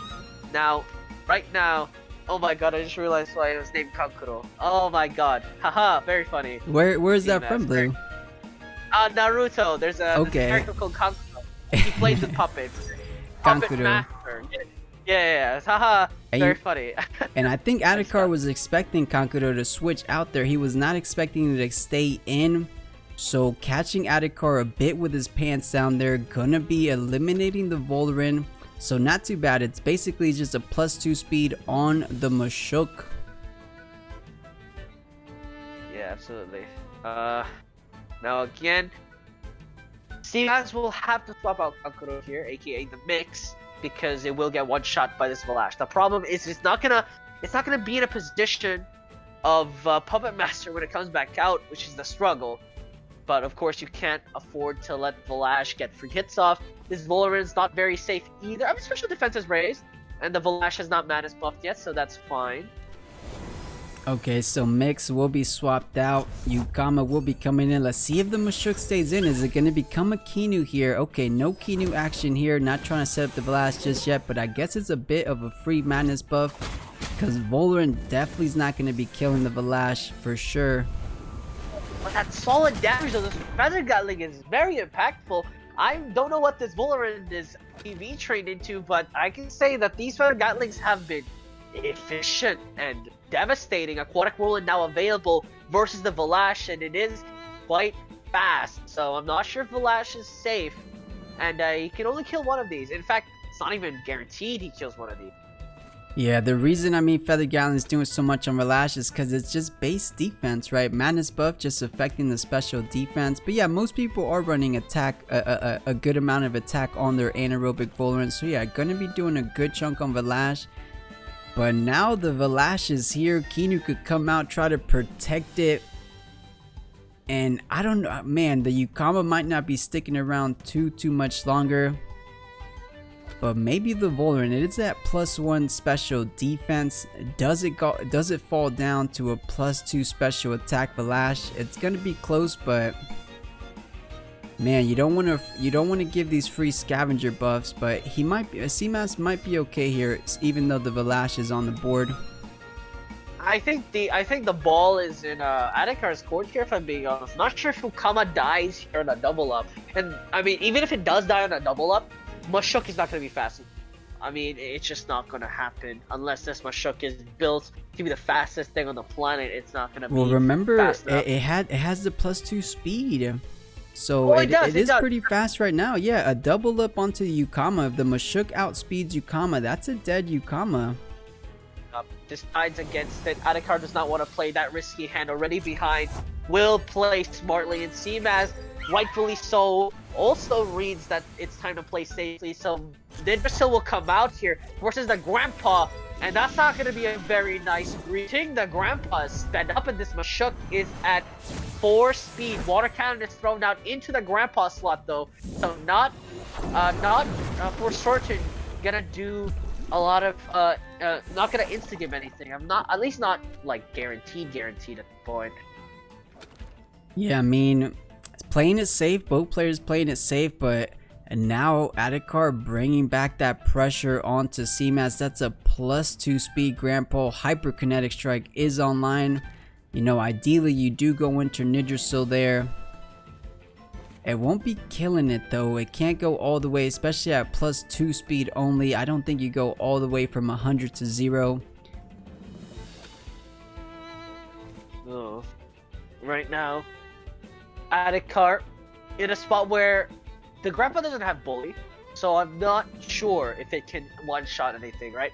With that 30%, you could probably kill Nindrasil guaranteed, sure, but without that 30%, I'm left wondering, is it going to be enough, really?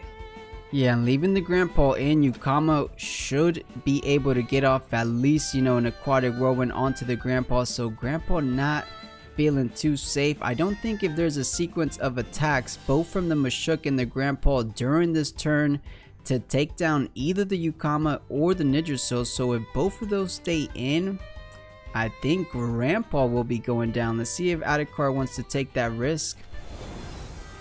Swap out here. Oh yeah, so Mashuk did overexert from that turbo. I'm sorry about that. So good. Hyperkinetic Strike and a slice the Nindrasil, but again, without Bully, it's just not enough. Aquatic Whirlwind will be thrown out here. We'll see where that goes. Straight into the Grandpa. He does not drop it to lethal range, but that's what the Narcoleptic Hit is for. Will be guaranteeing that kill on Grandpa. Valash is out. Will be looking to hunt for kill, and gets it on its own team. Scavenger buff applied, and this Valash gonna start healing up, gonna start setting itself up. Oh, this is rough. This is so rough. Adikar playing this beautifully, so bringing out the Valash at the perfect time, reading the play, so gonna be sacking the Grandpa, but not for anything. That is gonna be a scavenger buff proc onto Valash. And you know, just to put a little bit more salt on the wounds, that's going to be an additional, that's going to be a Kinu buff onto the Valash. So increasing defense, and now it's a special defense of +3. This Valash might be getting out of hand here. Yeah, absolutely. The Valash can also be revitalized here by the Kinu. in top of a Madness buff, that's extremely greedy. Probably not going to happen. Most likely we'll see a Crystle Spikes here. But then again, Cmaz can't really afford to heal the Valash. So if he lets the Ninja still die here and then Valash heals, you're in a big trouble. But then the question is, does Adikar understand this and say, hey, you probably swap out the Ninja Seal for something? Probably not worth it to just jump the gun here. Probably should take my time. It's just a lot of variety here. Adikar most likely will play safe as he is behind in Thames, but again, might just try for that all-in on the Valash. Yeah, it's gonna be rough. I know Ninja wants to swap out, most likely into the Mashuk. You could try to eat it up with the anaerobic bird. It's only at +1 special defense, so it's still gonna take a chunk of damage. Honestly, anything swapping out of here is gonna be taking a huge amount of damage. So Adikar kind of pinning down Cmaz in this tough predicament. So Ninja staying in. Yukama, where we going? Oh, is that a rock shield? Yes, it is.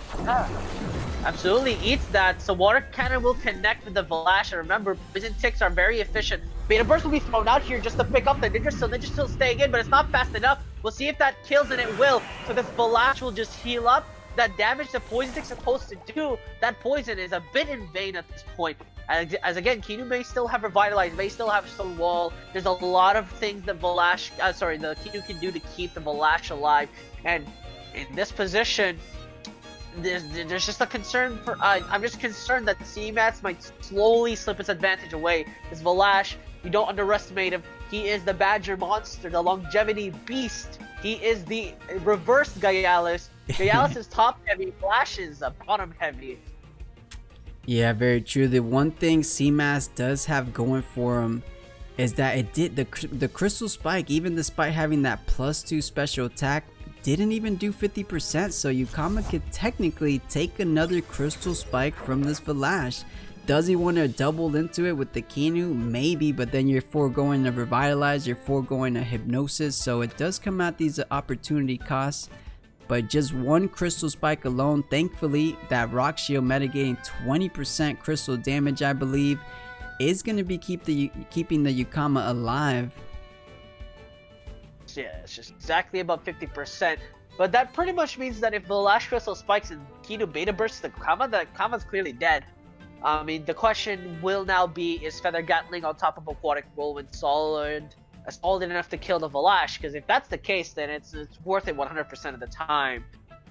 And I'm sure Adikar's thinking about that as well. Mashuk's still in the back, could potentially eat Aquatic Whirlwind, but not Hyperkinetic Strike. We'll definitely struggle there.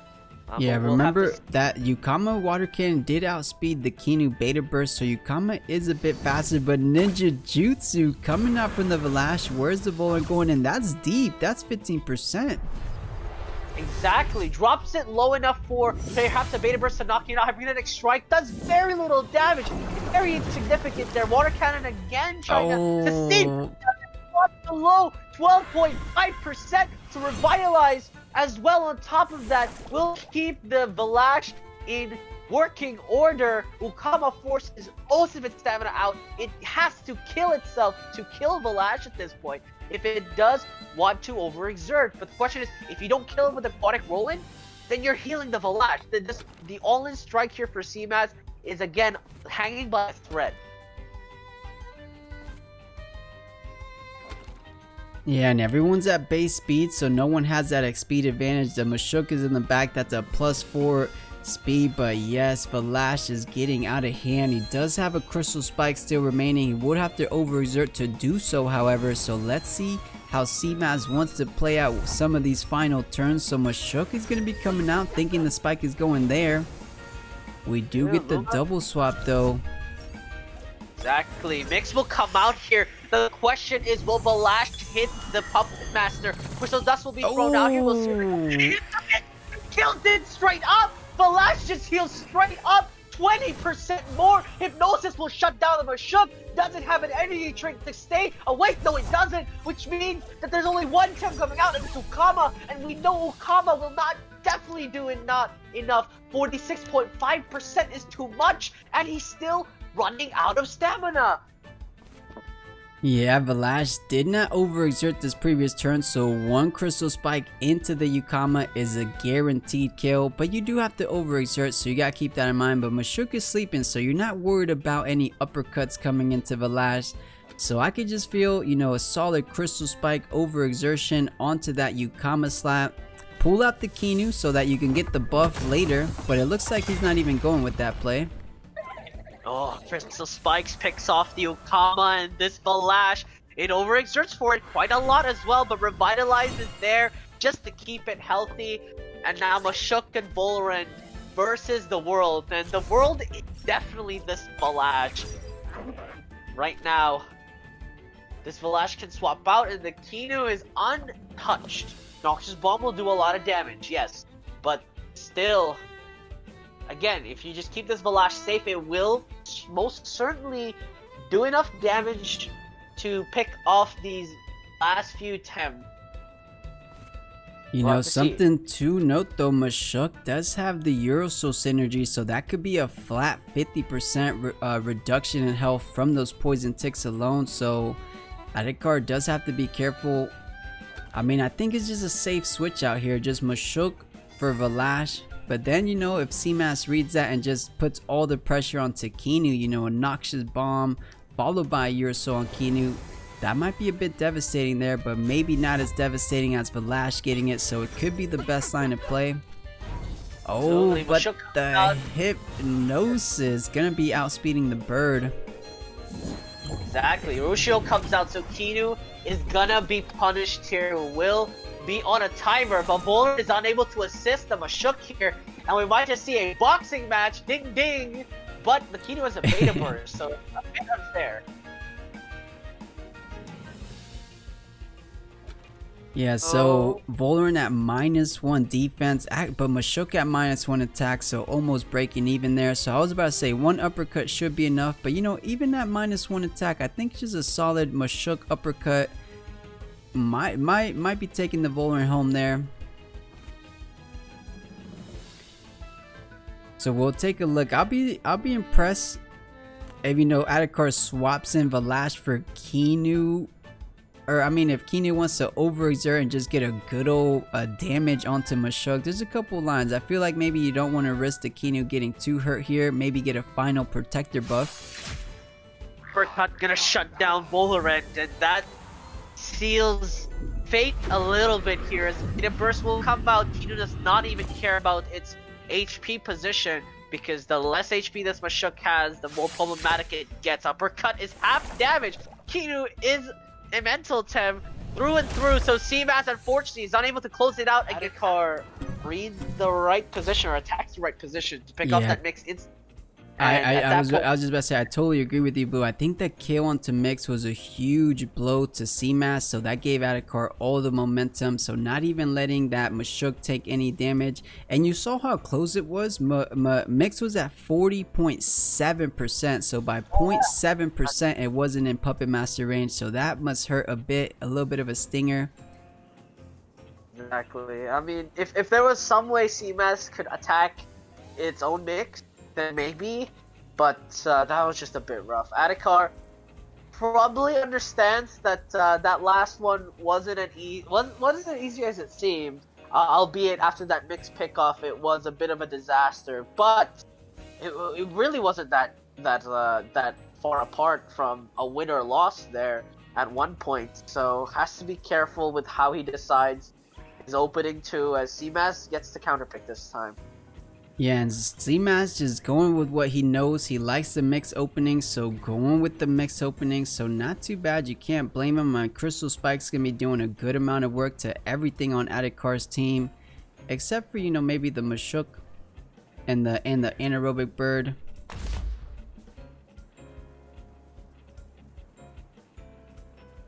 And maybe Adikar thinking the exact same thing. I mean, it worked for him in game 1, so Vola Mashuk might be coming out to play one more time, and yes it is. The exact same opening here. We might see the exact same opening trades. If Cmaz wants to play the same ball game as the last one, I don't think Adikar minds. I mean, we saw how well it did for him. So it might not be an issue for Oh, and Adikar. interesting. Cmaz going with the Wimplant ban. I feel like Kamiii or Valash had to get banned there. One of those are just so problematic. You know, either ban the Valash who's a truck, or ban the Kamiii that causes the trucks to be the hard-hitting trucks, right? So I think one of those bans, but I guess he does have a good amount of toxic temps, the Nidrasil, the Mashuk. So those tornadoes coming out of Wimplant, I mean, they were going to do a huge amount of damage, so that's fair. But I feel like those problem temps are the Kamiii and Valash, but we will see, we will see. I mean, at this point, it's basically, we're repeating history a little bit here. This time, the Kamiii comes in for the side of Cmaz and drops the Mashuk for this fight. We'll see if that makes the small difference that could decide the outcome, as Mix and Volerant versus Mashuk Volerant again here for game 2. Will Adikar advance, or will Cmaz bring this to game 3? Very true. So game number 2 of the semifinals just getting started. If it's anything like the opening turn from the previous, we saw the Cmaz going aggressive, so it was a Crystle spike onto the Adikar's Volerant. It did a good amount of damage, and within the second turn the Volerant went down, so Adikar might be thinking of a bit different. If Adikar wants to go with the good old usual play, the standard play, could be just like what we said the previous game. Perfect jab, feather gatling onto the Volerant is always a solid play. But we saw it, wasn't it a perfect jab onto Mix the previous game? The previous game, it was Urushiol first Oh, turn the into Urushiol, yeah, that's what it was. Yeah, and it caused the Mix to, well, be out of commission, fearing for its life the rest of the game, and that's sort of the problem here. Is I wonder if Cmaz will do something to deal with that, maybe, but it's so hard to change something on the fly when you know you won these first 2 or 3 rounds last time. So might just see a repeat of history here as Crystle Spikes is thrown out, and yeah, again, just exactly the same move order. Poison ticks straight into the Mix, Feather Gatling is thrown out as well. Just a 1-for-1 trade on both ends, and we know that the attack damage of Cmaz is quite devastating. And yeah, we might see a 1-for-1 trade here. Yeah, we saw, and literally we just hit the rewind button. This was the exact same sequence, but actually no, it wasn't. Wasn't Mixed with Nidrasil the first game? So maybe this was a little bit different. No, Nidrasil was swapped in after the Volerant. Okay, so it was Mixed Vola. Okay. So at the moment, I mean, Cmaz has to find a plan here, because he knows that he can probably kill Volerant with the Crystle Spikes, so he might just attack himself. Yeah, it's and again. Just on what you said, Blue, that's 100% certain. We saw it in the first game. A Crystle Spike did 35% damage, or around 35% damage, so the Volerant does go down to a Crystle Spike from the Mix. Does Adikar want to leave it in knowing so? And yes, he's leaving it in. Interesting. Let's see if Cmaz did anything different. Yeah, I mean, and plus, if you don't know, this is the exact same mover. We just saw this in the last game. Turbo Choreography and Crystle Spikes. Now, where is the different moveset? Nothing. But the Gatling is thrown out here. So no, there's literally nothing different. Yeah, a bit of a deja vu. But now, I mean, it's a +2 speed Mashuk, so he got the value there. But I feel like maybe saving the bird. You do got those toxic plumes for a little bit later, but I guess Adikar just wanted a free switching into Valash, perhaps. Oh, wait, no, hang on. I think at this point, Volerant was swapped out for Nidrasil. Like, after, there was no damage on Mashuk in the last game. So I think, no. Volerant did not do anything. It was swapped out for Nidrasil after Volerant was picked off. But this time, Mashuk does take damage. And so, now, Valash coming out for Adikar. We'll see how this goes. We might just try and Crystle Spikes pick off the Mix. The Adikar is definitely using the Valash here just to impose fear to maybe swap out this Mix. No switches here, so let's see if Valash want to go, and he wants to go aggressive, so trying to punish the Mix for being on the board, and accomplishes just that. So Mix, Cmaz going with a bit of a greedier play there, gets a bit punished, so trying to read the Madness buff play Instead gets a good old Crystal Spike straight to the face and back to the temp card. So man, already off to the races just after the very first couple turns here.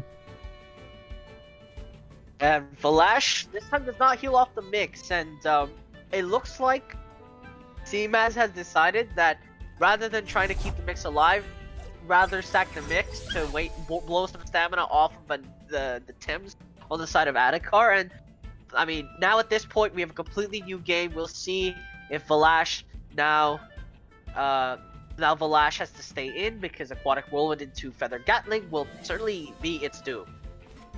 Yeah, I mean, he definitely has a water cannon with those poison tick synergy online right now. And just like you said, Blue, those two set of moves, the Feather Gatling plus that water cannon, will take down the Valash. So Adikar has to be thinking about that.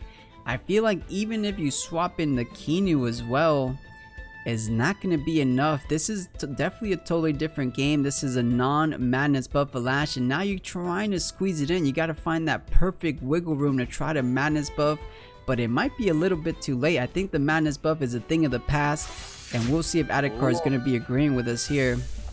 Oh, Adikar goes for the Crystal Spike uppercut. It will pick up more. Valash will heal off of that. Thank you very much. Will survive this water cannon, and there is no poison ticks, because Bowlerin is already dead, and this looks like a better variation for Adikar more than Cmaz. I mean, Cmaz avoids the inevitable, lets the mix die immediately, but ends up in a position where the Valash just straight up says, okay, I don't get the madness buff, I'll just do everything in my power to kill you. And yeah, but you couldn't say it any bit better. This is just a totally different playstyle coming out from Adikar. Cmaz just can't make those reads because Adikar is just playing totally different. He thought it was going to be a madness buff. Nope, going on the aggressive side, going with the Crystal Spike. Wasn't going to do it the next turn, so just pedal to the metal.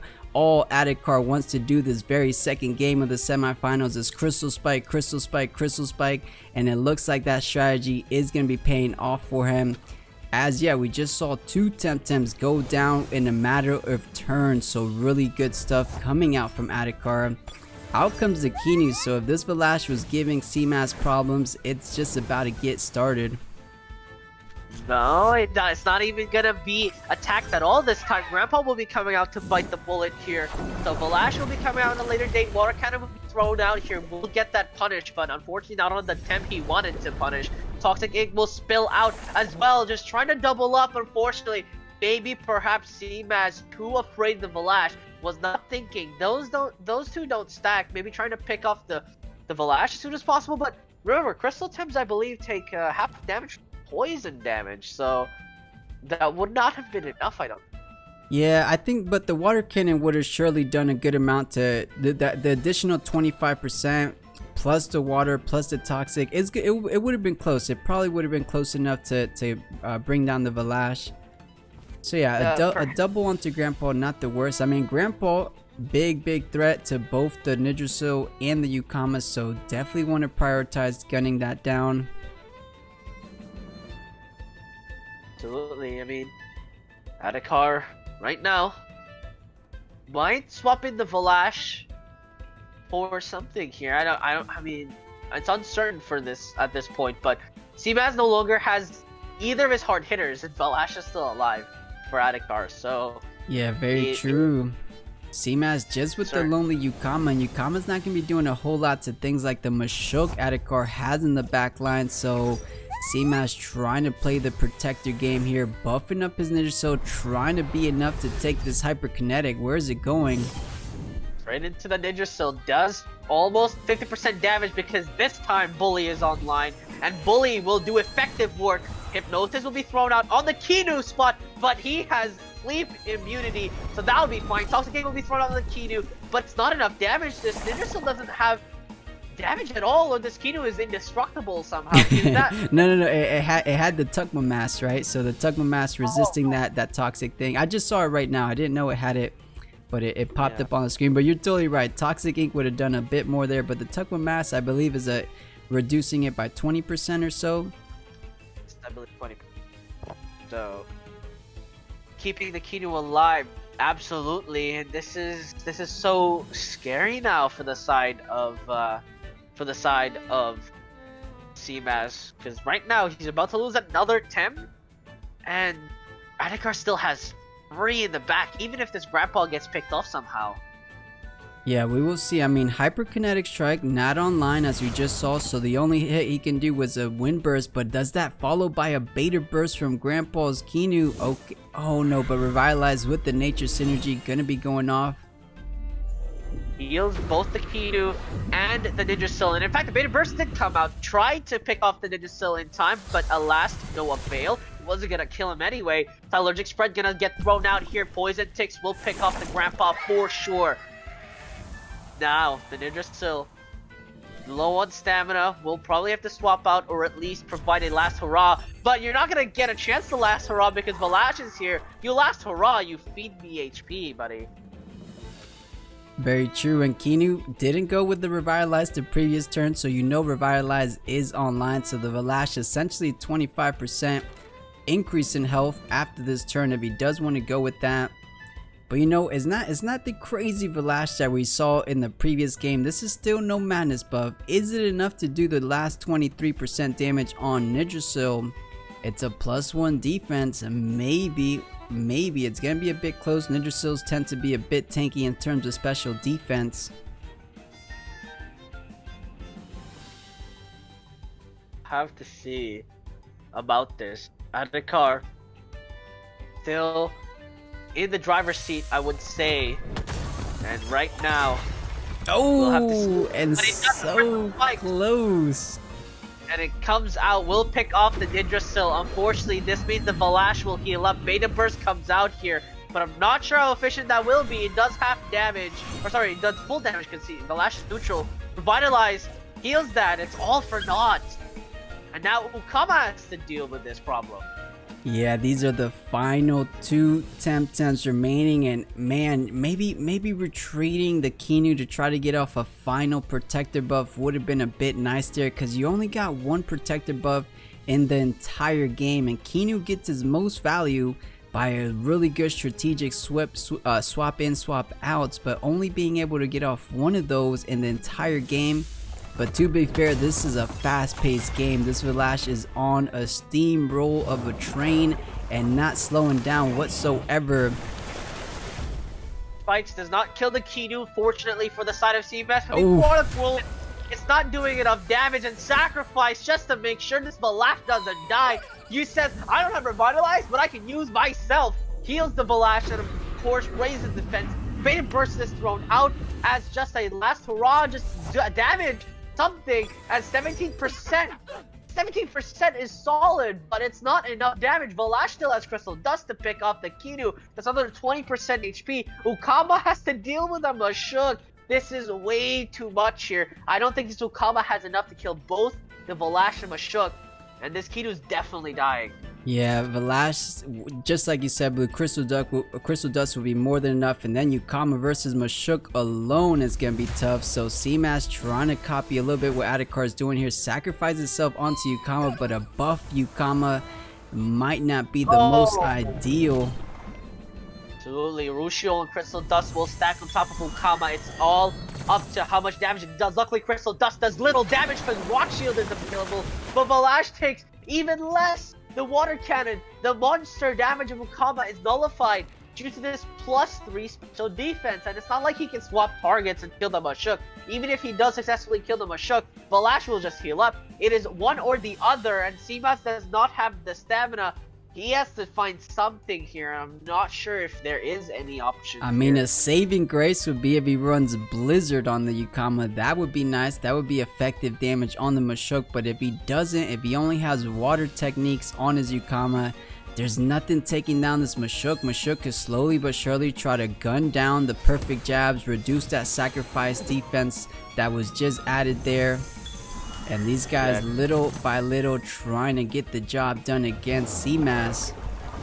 So the Aquatic will be thrown out again. Valash will be reduced. But Valash has stamina for 1 more attack. We might just see an all... No. Don't all in Crystal Spikes. Don't listen to me. That's really dumb. Just rest. It will not die. Valash still has another turn here, and Mashuk can slowly pick off at that Ukama's HP. He has more than enough stamina to do so. Yeah, I think it's just gonna be Mashuk getting off a perfect jab here. Yukama doesn't want to overexert, so most likely gonna be resting. Same with Adikar's Valash. So yeah, just Mashuk most likely getting off an attack here just with a solid perfect jab.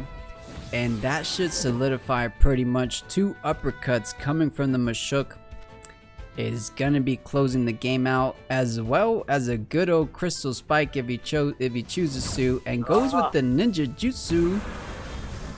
Doesn't do enough to kill Ukama. Valash overexerts, is given the opportunity to punish, but the perfect jabs over and over. Ushio might pick off the Ukama, and yes, Valash is dead. Freedom. Unfortunately, not. You know, at least it is a victory in itself. Cmaz can rest free now that the Valash did go down. But you win the battle, but you don't win the war here. Mashuk will be cleaning up the Yukama, so that will be a GG.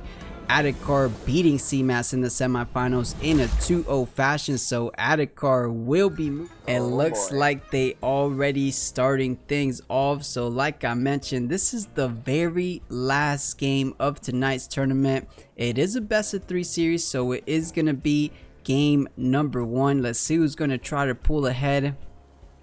Marnefarmer, a bit of a newcomer to the tournaments, but even though he's new, he's been making waves, gonna be consistent top 8s. I've even told him like he's gonna be one of the heavy hitters coming up here. And Adikar, we all know him, he's been playing Temtem for many months, one of the innovators of Temtem meta, if you will. He's actually one of the first to ever play anaerobic Valorant, so we all have to credit Adikar for bringing that tanky bird meta into Temtem, because he was one of the first to play it, if not the first to play it. So both really good tamers on their own accord. Let's see who's going to be squeezing out the victories here. Exactly, we will see whether Adikar, one of the first players to develop a meta, the tank meta, and it's still throughout this day being used. Again, as you mentioned, the Valorant anaerobic still a top meta Tem, or will it be Marn, who has been not many tournaments, but has proven himself to be a very good player, beating the likes of Tsubaki-chan. In fact, we will have to see who will take the crown for this month's monthly, and we'll see what they do it with. Yeah, looks like it's Adikar's first pick, and he's gonna choose none other than Kinu, so that's a solid lineup. You see Valash, you see Gialis. What's gonna be making those two really impenetrable? It is the Kinu, so Kinu is goodbye. Gonna be banning it, so I agree with that for Adikar. Let's see what Marnie has in mind.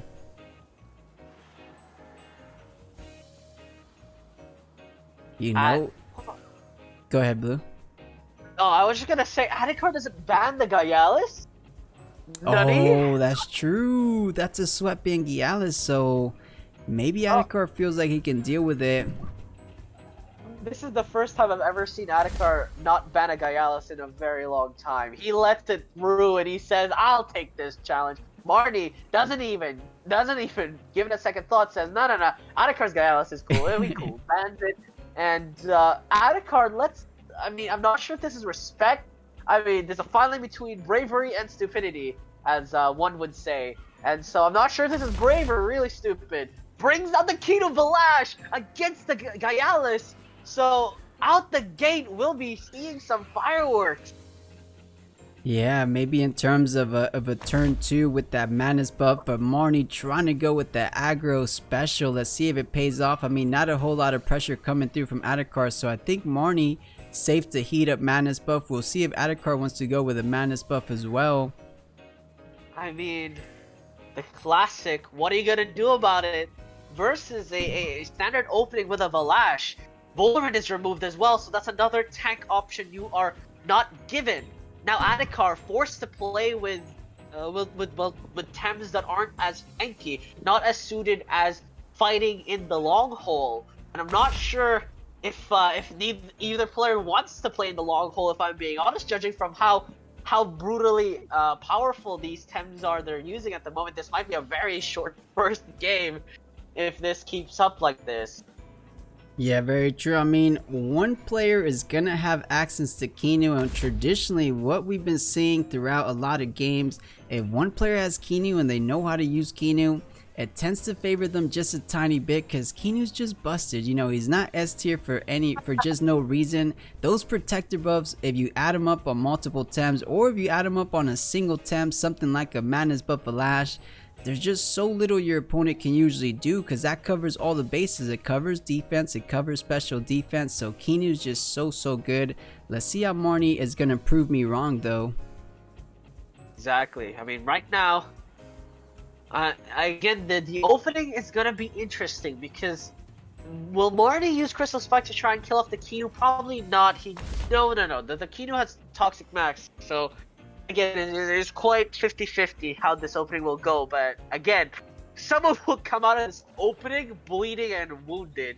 Might be both players, might be one player, might be both players. Yeah, just an all-out brawl to the death till one champion comes out victorious. But yeah, both players taking their time thinking about their strategic lineup. And are we gonna see the Gazuma here in the finals? I feel like it's so reckless. Whoa, bold. No. Yeah, this is a very smart play. This is the reason why Gazuma is picked up here. So Bornchi is banned basically for free for Adikar, because if he picks up Bornchi, Gazuma will say Tessa prison, he lightning go burr, and Bornchi will disappear. So, yeah, I can see that, Blue. But you know, on the other side of that coin, that's two Crystle Temtems you got to worry about. Both of those crystals, after a Madness, after a heat up, they're going to be one-shotting the Gazuma. So I guess Adikar just feeling comfortable being able to swap out where he needs to. So he has to be on his toes using that Gazuma. But yeah, like you said, it kind of scared away the Barnchi. So Marnie working with no supports. Taru, a little bit of a support, something with Turbo, but no true supports like Adikar has. I believe that's just a solid Kinu. Maybe the Gazuma a bit of support as well. We will see though. Yeah, I'm not quite sure where Kemmler is from. Maybe from Warhammer, or who knows. But I'm sure Marnie has his reasons. But regardless, again, we will see how this opening goes out. I'm sure neither player will take their time at all because heat up straight up out the gate. So we will see what you're gonna do about a Strat Madness buff as well. The beta burst will most likely come out. Oh man! Well. Look at this. This is just like fireworks. I don't even. It's like two pirate ships. Everyone is loading the cannons right now. Everyone's loading the cannons, and then this turn 2, they're gonna be firing off those cannons. This is gonna be quite the battle. Let's see who's going to pull out of ahead. I mean, base speed, the Gyalis on Marnie's side went first. That was the first to move, but Valash has Crystal Spike. Those are 3 prio moves, so Gyalis, I mean, has access to Sharp Stab, which is also one. Absolutely. The strategy here is Sharp Stabs into Crystal Spike. Sorry, go ahead, plus. No, I'm wondering, I mean, how aggressive, who's going to get the better, who's actually faster. I didn't see between the two Valashes who Madness buzzed first, because whoever it was is going to be able to go off the Crystal Spike first, and it's Adikar's Valash going to be going first. Is it enough to kill the Gyalis? It is not, unfortunately, it's not the case, so Adikar loses the draw. He fires his gun, but unfortunately, he misses the shot. It hits the knee instead of straight to the chest. And the sacrifice fails because the Valash is dead. Oh my god. Dude, I actually thought that the Kinu was going to disappear there, but actually just failed. Imagine if you just had a dead Kinu there. That would be such a devastating blow. Oh no. Adikar, he tried for the sacrifice play. He knew that if he just survived the first round, he would absolutely dominate. But remember, sacrifice isn't an ultra priority move. It's not even a fast priority move. It's a 1 priority move, or a 2 priority move. So again, he was playing the cards there, and Adikar is unable to secure that bag. And what you're gonna do about it? Successfully get that kill. Yeah, the kill on the biggest Temtem, the biggest threat, which was potentially the raid boss Valash. Now Valash hanging out at 95% HP. What is Adikar gonna do against his Valash? I mean, you got Mashuk with your uppercuts, I guess, But you know, Mashuk can't take too many Crystal Spikes as well, so let's see how it plays out. I mean, fortunately though for Adikar, he did bring the Gyalis all the way under 15% health, so still really good stuff there. I mean, if Grandpa wanted to, actually no, Grandpa doesn't have hyperkinetic, but maybe a simple wind burst. A wind burst most likely will try and kill the Gyalis, but I think the play here is swap out Gyalis for I mean your own Grandpa, of course. The Kinu can't stay in here. I mean, both Adikar and Marnie knows that if Kinu stays in, he's dead. Gazuma can't come in now because again, the Valash is dead. There's just a lot of options just been completely shut down because of that failed opening play. And it's not like Adikar didn't have a good plan. As people have mentioned, the sacrifice is actually 3 priority, so it's even much more of a mind blower than it went last. Yeah, it was literally a whole board of 3 prio moves: Sharp Stab, Crystal Spike, Sacrifice. So at that case, it just went off all their base speed TVs, right? So Gyalis went first, Adikar's Valash went second, followed by Marnie's Valash, and then little O Kinu gonna be going last. But yeah, interesting. Kinu definitely usually has more speed. A lot of people do kind of spec Kinu to go faster than the pig, so I would imagine it would be faster than Valash as well, at least. Yeah, unfortunately not the case. Kinu was looking like he was watching a Super Saiyan fight, unfortunately unable to react in time. But Shulk will be swapped back in here, so the Crystal Spikes will not insta-give the Kinu, and that's all the stamina left in the tank of the Valash. But look at that damage already, punishing the swap in to perfection. This Grandpa eats that wind burst just fine. Both Tems have hyperkinetic strike, and this Mashuk is forced to swap out. Absolutely, probably gonna be the Gazuma, but then the question is, will Marnie read this, or will Adikar even bother swapping in the Gazuma to eat the hyperkinetic strike? Yeah, it's so tough because look, I mean, Mashuk could stay in, eat the Crystal Spike. No. I'm saying if Marnie wants to overexert, he didn't overexert, so he can heavily overexert here. So either Grandpa checks Mashuk with a hyperkinetic strike, or Adikar brings out Gazuma. But then if Marnie overextends with a Crystal Spike, that Gazuma is gonna be one shot immediately. So definitely some mind games going on here.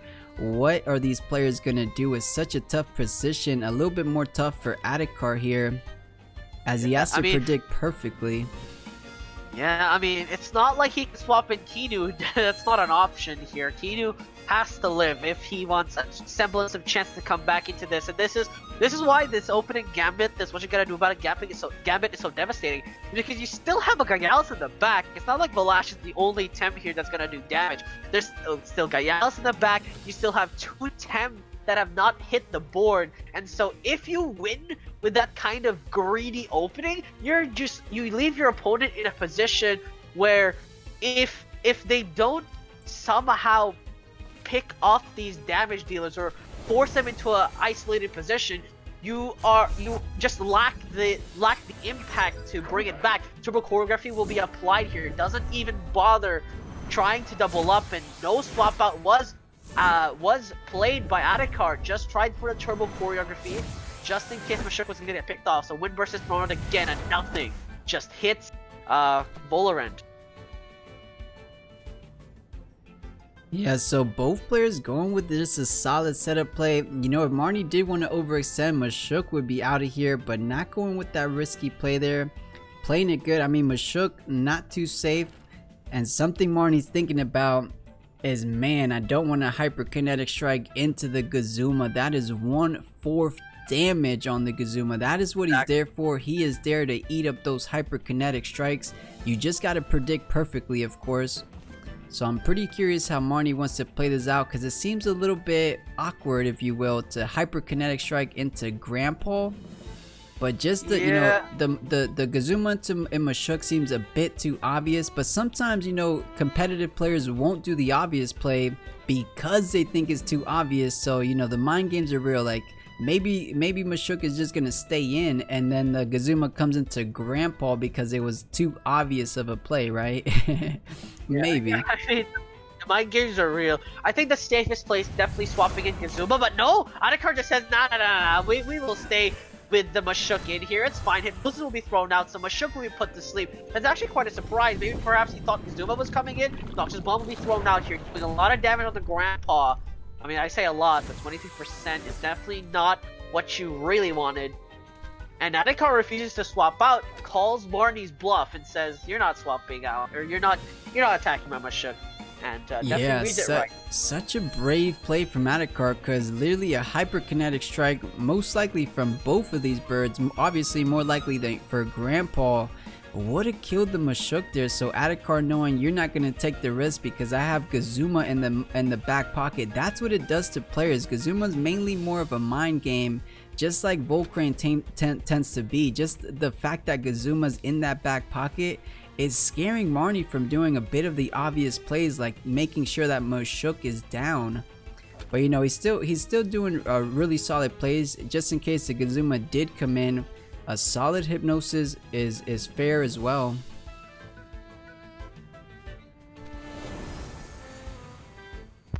Swapped out for the Tataru here. Grandpa will be left in the back line, and Adikar did finally swap out to the Gazuma. Thought the hyperkinetic strike was coming in this time, and unfortunately is the incorrect draw, but the Bolaran will take a bit more punishment. Noxious Bomb again on the Grandpa here, just dropping inch after inch. The Gazuma is now available in the field, and this is the heyday of the Gazuma. Sparks will literally fly into the Grandpa here just to buff it up and its hyperkinetic strike. If you at least manage to get the Grandpa to a position where it's very fast and it's also very high special attack, you have the advantage. Definitely in a position to one-shot pretty much everything in Marnie's team.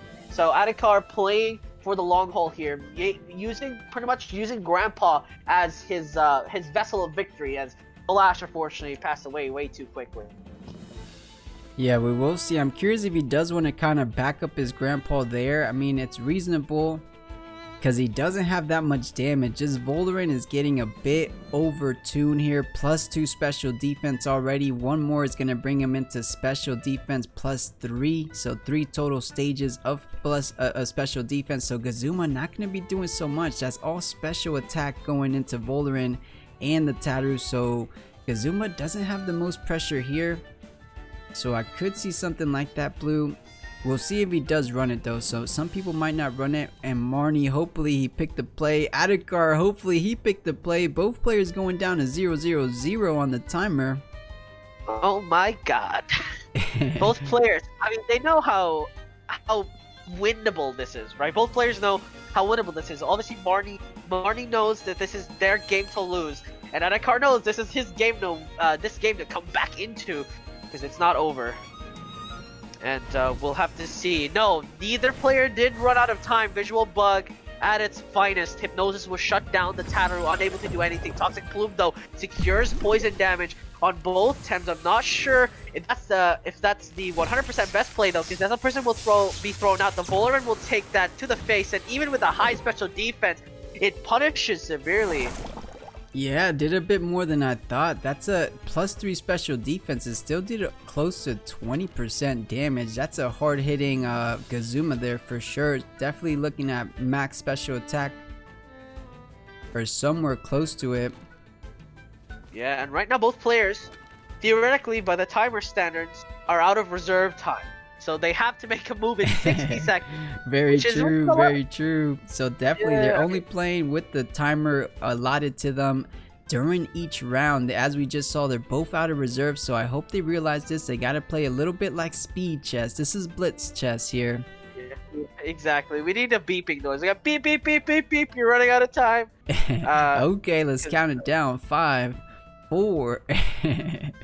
All right, hopefully they pick the move. Oh wait, solid 19. Okay, maybe a big of a timer bug. Yeah exactly. So they did. So Marnie did have another 16 seconds in the back pocket, but still definitely a struggle here. And he finally does make a move with 7 seconds left to spare. Gazuma will be swapped out here from Mashuk as expected from the side of Adikar. Is predicting a swap in, but not the case. Voller will stay in, and Windburst is doing absolutely not enough damage. And Noxious Bomb wakes up the Tataru. A smart play as Tataru is going to be moving last here, I believe. will be able to make a move. Major Slash is thrown in. The Grandpa will be struck. We'll see if that's enough, and it is able to secure the kill. Valorant overexerts to wake up the Tataru and gets the free pick off on the Grandpa. Adikar has to be surprised by that move, as it took me by storm. Yeah, I think it took every one of us by a surprise there. 5-head play coming out from Marnie. Incredible stuff. Perfect understanding of the speed. So understanding the Valorant is going to be outspeeding Tataru. Tataru goes last. And last but not least, that Major Slash coming in so ferociously into Grandpa's face and gonna be putting him out of commission. So super beautiful play from Marnie, really well done. And I think that's a bit of a nail in the coffin. You have no damage. You got Kazuma, Kinu, Mashuk. There's nothing taking care of both the Valash and the Gialis. It's a bit of a GG, but we'll see. Maybe play it out to the end. Absolutely. I mean, you might as well play it out. Just try and at least use this time to think about your next plan, what you ban next, right? I mean, I'm sure, again, as I mentioned at the start of the pick and ban phase, Adikar's definitely banning Gaias, and he didn't.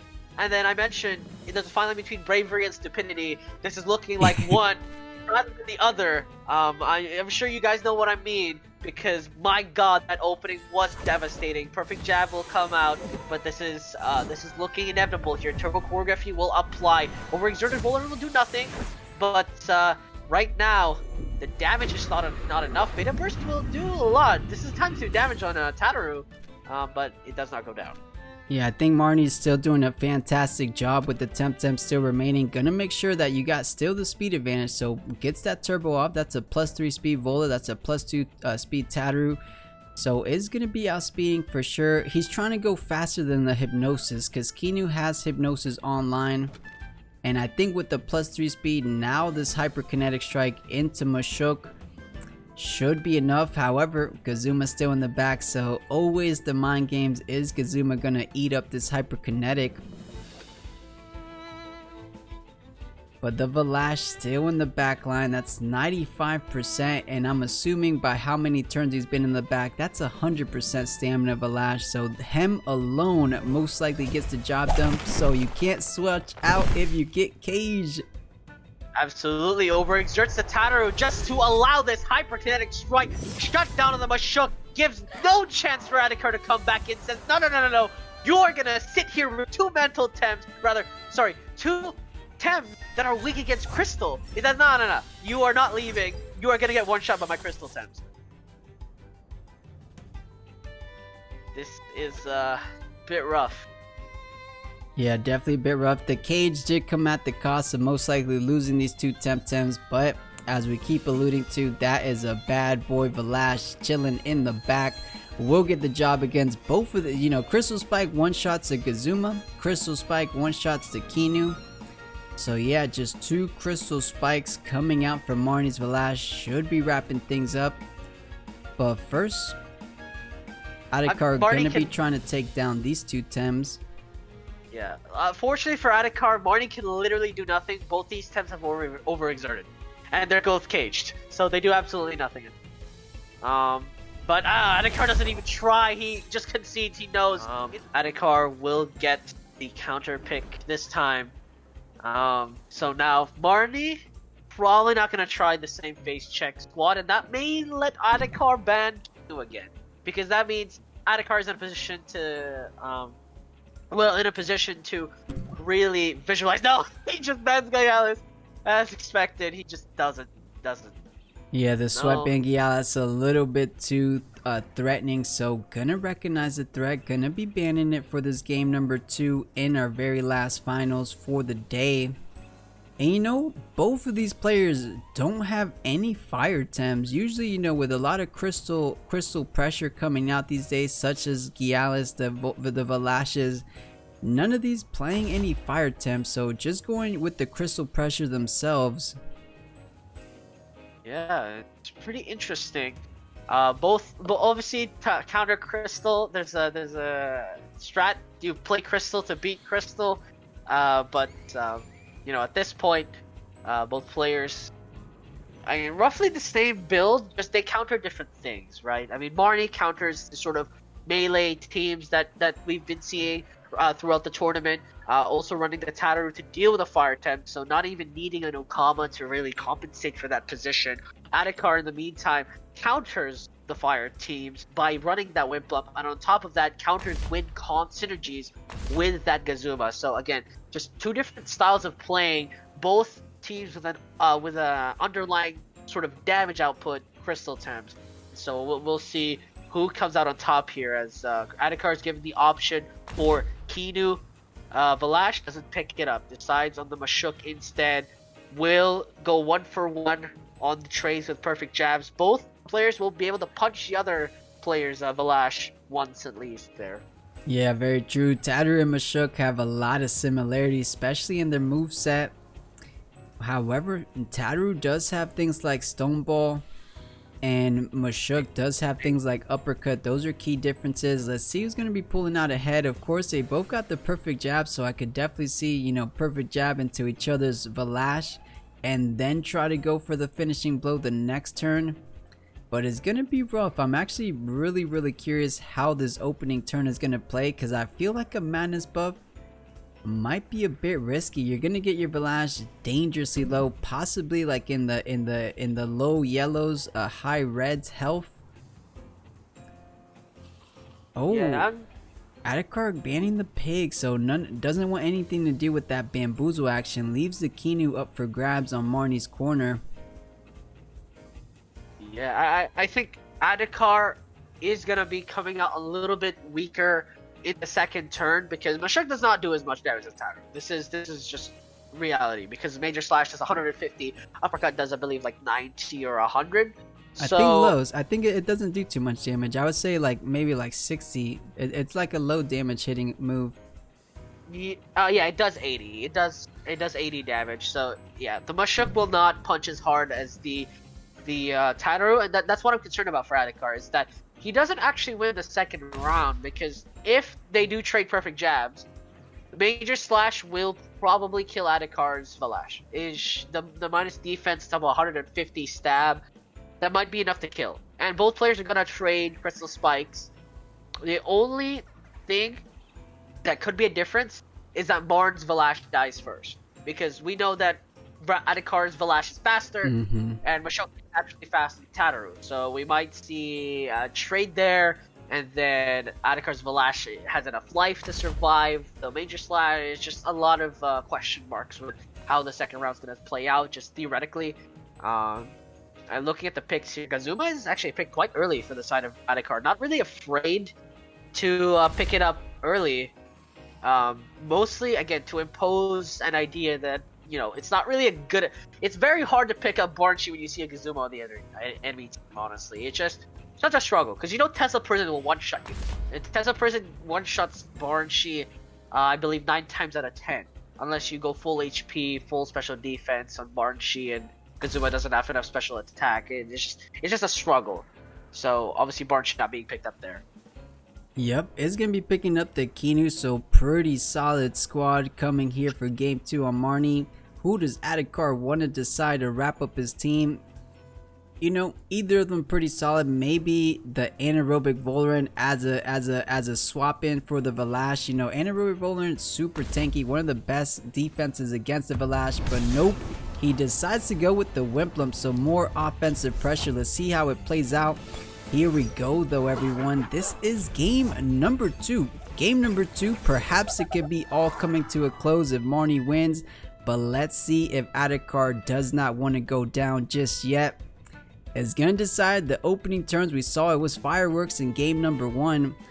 Let's see how game number 2, what it has in store for us. I'm assuming both of these players want to go with something like a solid madness buff, but I think Tataru with like a Stone Ball might take it down, honestly. It hits so hard. Stone Ball's double damage. I mean, Adikar... No, he goes straight into the punch. He says, nah, I draw the blood first. So if I think both Valashes are dead. Yeah, absolutely. They both read. They say, no. You're both fighting. Uppercut doesn't kill. Perfect jab is traded. So again, for the side of Marnie, he survives. But so does Adikar. But Adikar is in a much better position. Yeah, this is tough. Adikar in a better position because the Valash is faster, but man, if that was a stone ball, Valash would have died there. Valash would have died from a stone ball. Maybe Marnie not running stone ball on his Tataru, because I don't see any reason. I mean, perfect jab, he's gonna die from two physical attacks or one's crystal spike anyways. I feel like you didn't even need perfect, or you didn't even need -1 defense. But maybe he's anticipating the Valash getting out of hand later, you know, trying to do more damage later on perhaps. Yeah, I mean, both players thought something was going to swap out, and neither player flinches. So we end up in this position where Marnie is down HP. Both players literally did the exact same thing, except one of them did more damage because uppercut, again, does way more damage. Perfect jab, major slash was not available, and no stone ball was to be found. So yeah, and I think, you know, he could run stone ball, but he was just mitigating his risk. You know, if something like Wimplump came out, stone ball would do nothing to it. So yeah, I mean, perfect jab was the safer play. You could, you know, hindsight 2020, you could have killed the Valash, but just in case the Valash did decide to retreat, perfect jab was obviously the better play. I mean, on the upside, now you can major slash whatever swaps into the Valash spot. So that, I mean, definitely both players. There's no way both players are keeping their Valashes in unless there's some absolute insanity here. And Adikar just tries to green all out in Jujutsu on the Valash position, and Marn tries to... I think it's one turn too early for the ninja. But yeah, I mean, Adikar's Valash is faster, so he doesn't have to worry about it as much as Marnie does. But if the Valash stays in, as you mentioned, Blue, that major slash is going to be definitely enough to take down Valash. Yeah, So tricky play here for the major turn 2.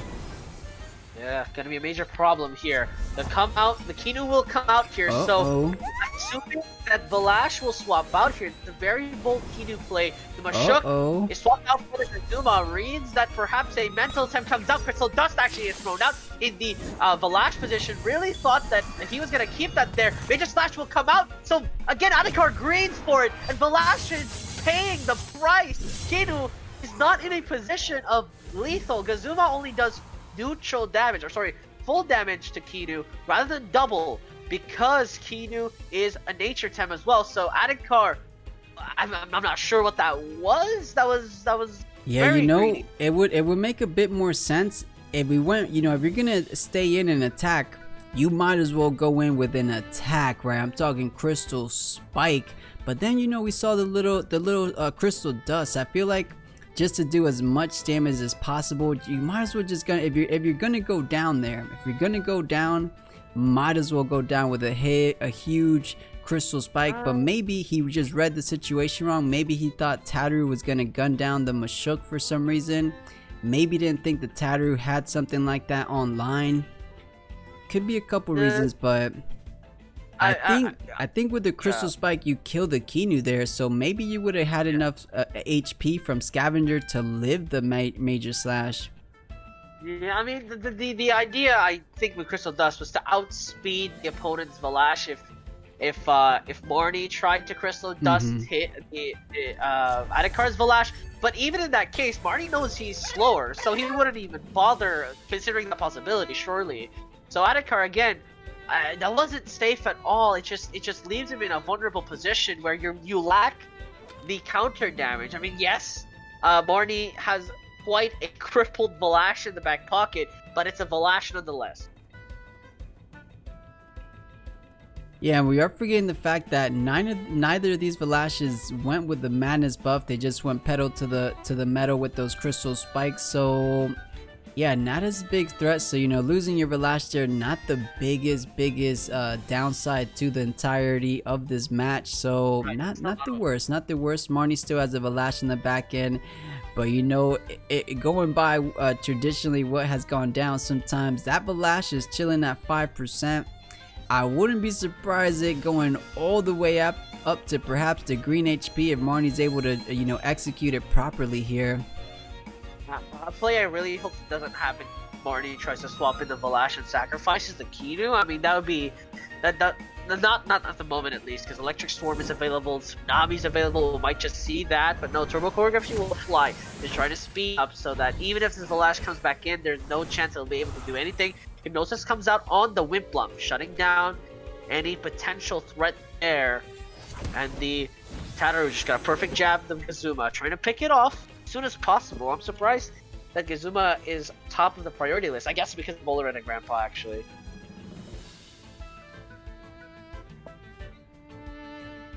Yeah, I could understand it. He has answers to Wimplump and things like the Voldaren with those noxious bombs.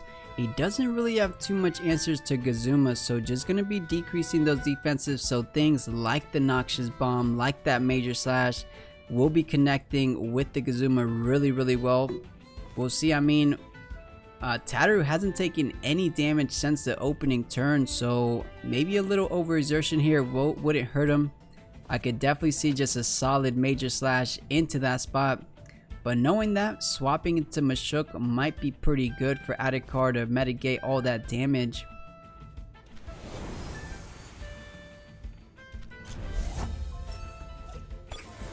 Let's see if Marnie's going to be able to make the read here.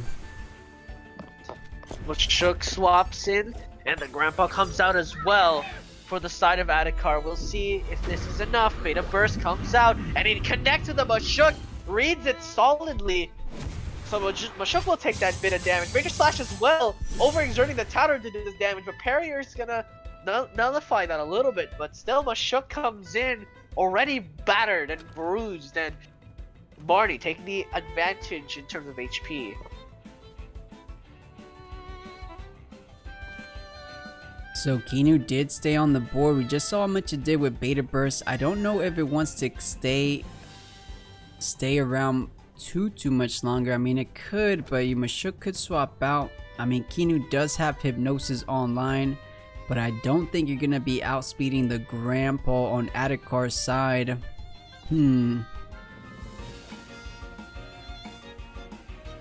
I'm thinking for Marnie, it might just be safe to try to go with a good turbo play with Kinu, and then swapping out to one of your birds is a solid line of play. For Adikar here, maybe the same. Maybe turn 5 is a turbo setup turn for these guys. We will see though.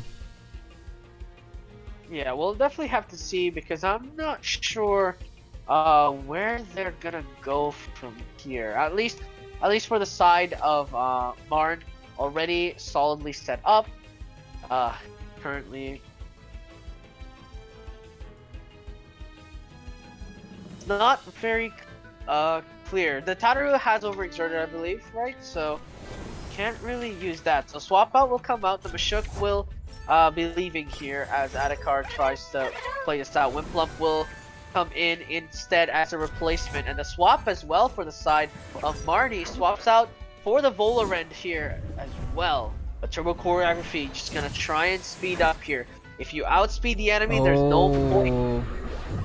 Beta Burst as well. Thought Mashuk was gonna stay in, but fortunately not the case. So Whipplip will take that, and this Grandpa's getting faster and faster. And fortunately, Bully Trait is not available. Sorry, Whipplip is getting faster and faster, and unfortunately, Bully Trait's not available yet. But this Kinu is on the chopping block for getting killed here. Yeah, super tough. Marnie trying to go with the 5-head read one more time, thinking the Mashuk was going to be doing the turbo choreography. Instead, it was the Grandpa there. So a bit of a mess up, missing his chance for a turbo play of his own. Now going to be victim to falling a bit behind in the speed race. That's +2 speed Grandpa, +4 speed Wimplump, and +2 speed Gazuma. So overall, looking at the scoreboard, Marnie has no speed in any Temtem, so easily Adikar taking the speed race so far. We'll see how much that actually comes into play as the game continues. Absolutely, swap in for the Grandpa. Grandpa comes back in. Cold Breeze though, gonna try and do some cheeky freezing plays here down the line, but Hypnosis will put the opposing Volarend to sleep here, unable to do anything for the next following turns. So that definitely that play for the cold play, not looking too bad. Just freeze and permanently put the Volrend out of commission. Yeah, and that's what a +4 speed Wimplump can do against base speed Temtems like Marnefarmer is displaying right now. So Adikar a bit in the driver's seat so far here in game number 2 of our finals. So what can Marnie do to try to turn things around?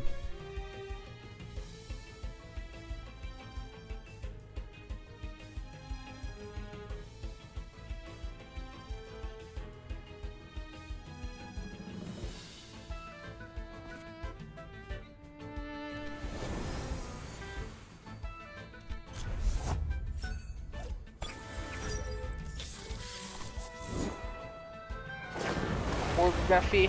All Sorry, right. Tsunami. And that does add the wind synergy, so Grandpa will be frozen. His wings doesn't fit, but unfortunately, frozen nonetheless here. He's still flying somehow.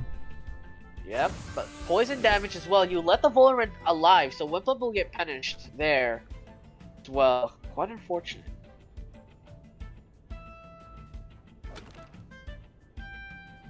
At the very least, the Volrend has started to set up, but we all seen it here. +4 speed on the Wimplump definitely is going to be outspeeding the Volrend here. Even if the Volrend wanted to go with something like Hyperkinetic Strike, that's 2 frozen birds. And now is standing in front of Gazuma. That's not what you want to see. An Electrical Storm might be deployed here in this very turn, and that's going to be doing really heavy damage.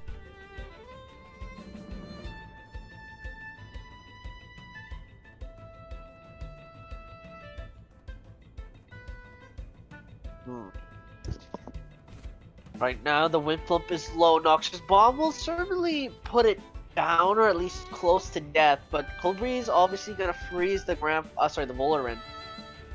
But the freeze strat is nice, but it doesn't work forever. That's a concern here. Gazuma, yes, does have Electric Storm, but you also have Tems that can eat that in the back. Kinu actually gonna come out here, gonna raise the defense of the Volrend, just to make sure it survives, or at least we'll get that protective buff down the line. And now Valash comes back in. That's surprising. Electric Storm is available. Cold Breeze will come out and kill off the Valash. Yeah, I think maybe just choosing to sack it, because even he purposely chose to give the Kinu buff onto Volrend. So maybe just saying, Valash, you've done enough. We're gonna let you go here.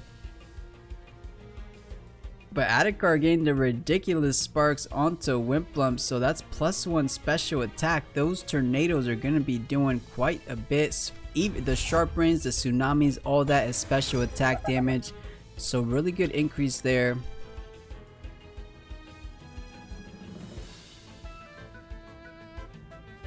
Oh wait, no. It did it on itself. Gazuma sparked himself. Yeah.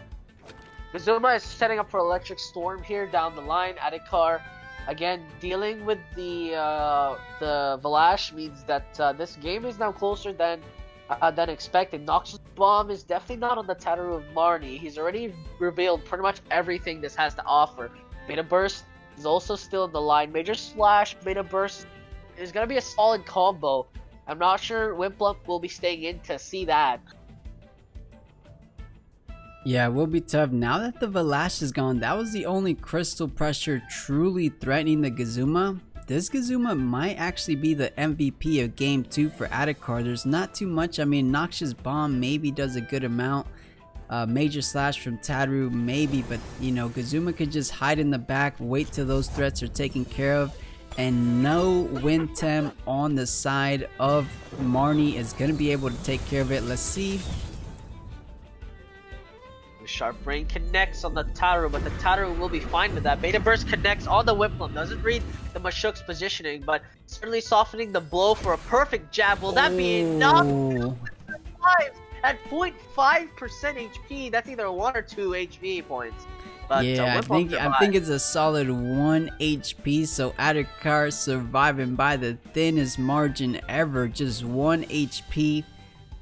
Gonna allow the Wimplump to deploy a final tornado. You can even retreat it for the time being, but this is a guaranteed tornado to go off 100%.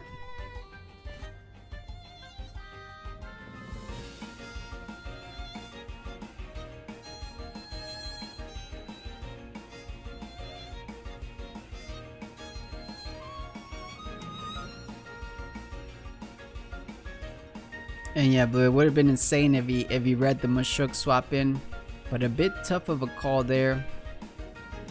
Because Kazuma could have stayed in.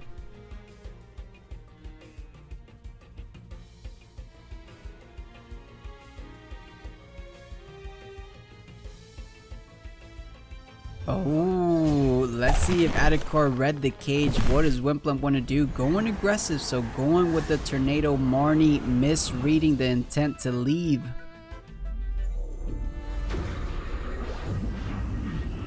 Yeah, Beta Burst connects. Wimplump will be shut down here for sure. Just making sure that Tem goes down. Urushio connects on the Kinu, but no poison ticks applied, of course. But now Tataru and Kinu are in a vulnerable position. We'll probably get picked off.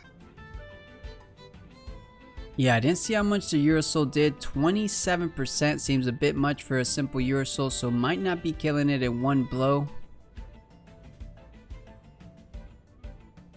But since the Kinu's trapped in here, I mean a solid Beta Burst onto Mashuk might be a solid line of play. Oh, and maybe a major slash onto the Gazuma. That is a -1 defense Gazuma. I'm curious to see how much it's gonna do. And wait a minute. Is Marnie bringing things back? He has a Vola in the back. He has the Grandpa in the back. If he's able to take care of this Gazuma.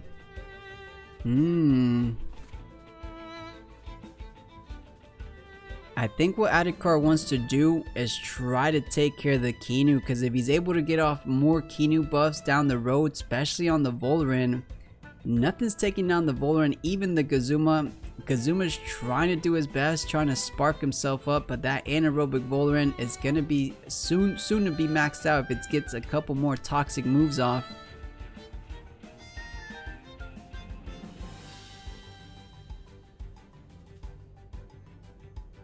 Right now, Electric Storm will I mean, I would say definitely pick off something, but who knows? I mean, I'm not sure how Gazuma is TV'd, of course, by the side of Adikar, but it seemed pretty special attack centric there, but not gonna be doing that. Gonna swap out for Grandpa. Let's see what. Oh, going with the sacrifice. Absolutely, and it removes all debuffs, so the Tataru can swap out. Unfortunately, that's unfortunate. Sacrifice is an ultra, so you can't swap out now. Turbo Choreography gonna apply on the Grandpa. Adikar still looking like he has the advantage here, but will definitely pick off something for the side of Marnie. Picks. Oh no, actually, no, listen, the Grandpa drops it below 50% in a single major slash. So this Tataru looking like a beast right now, almost in a position to obliterate the rest of Adikar's team. Unfortunately, it's not very fast. Yeah, I'm almost curious if sacrifice was worth it, since Tataru has so little health, right? I mean, sacrifice is going to hold it up for one attack, but I don't know, a hyperconnect strike might actually still kill it. So I'm wondering if it's just a solid Beta Burst on the Mashuk would have been a bit better, just to get it into that one hit territory. But I mean, Marnie knows what he's doing. But you know, sacrifice is usually a beautiful play when you get that scavenger proc as well. But I'm almost thinking just a solid Beta Burst as a final hoorah. And actually take a look, I mean, no one even attacked into Kinu there. So a Beta Burst this turn, and then perhaps the Hypnosis the following turn. I know it was running a bit low on stamina, of course, but still I feel like he could have got a little bit more juice out of that Kinu there.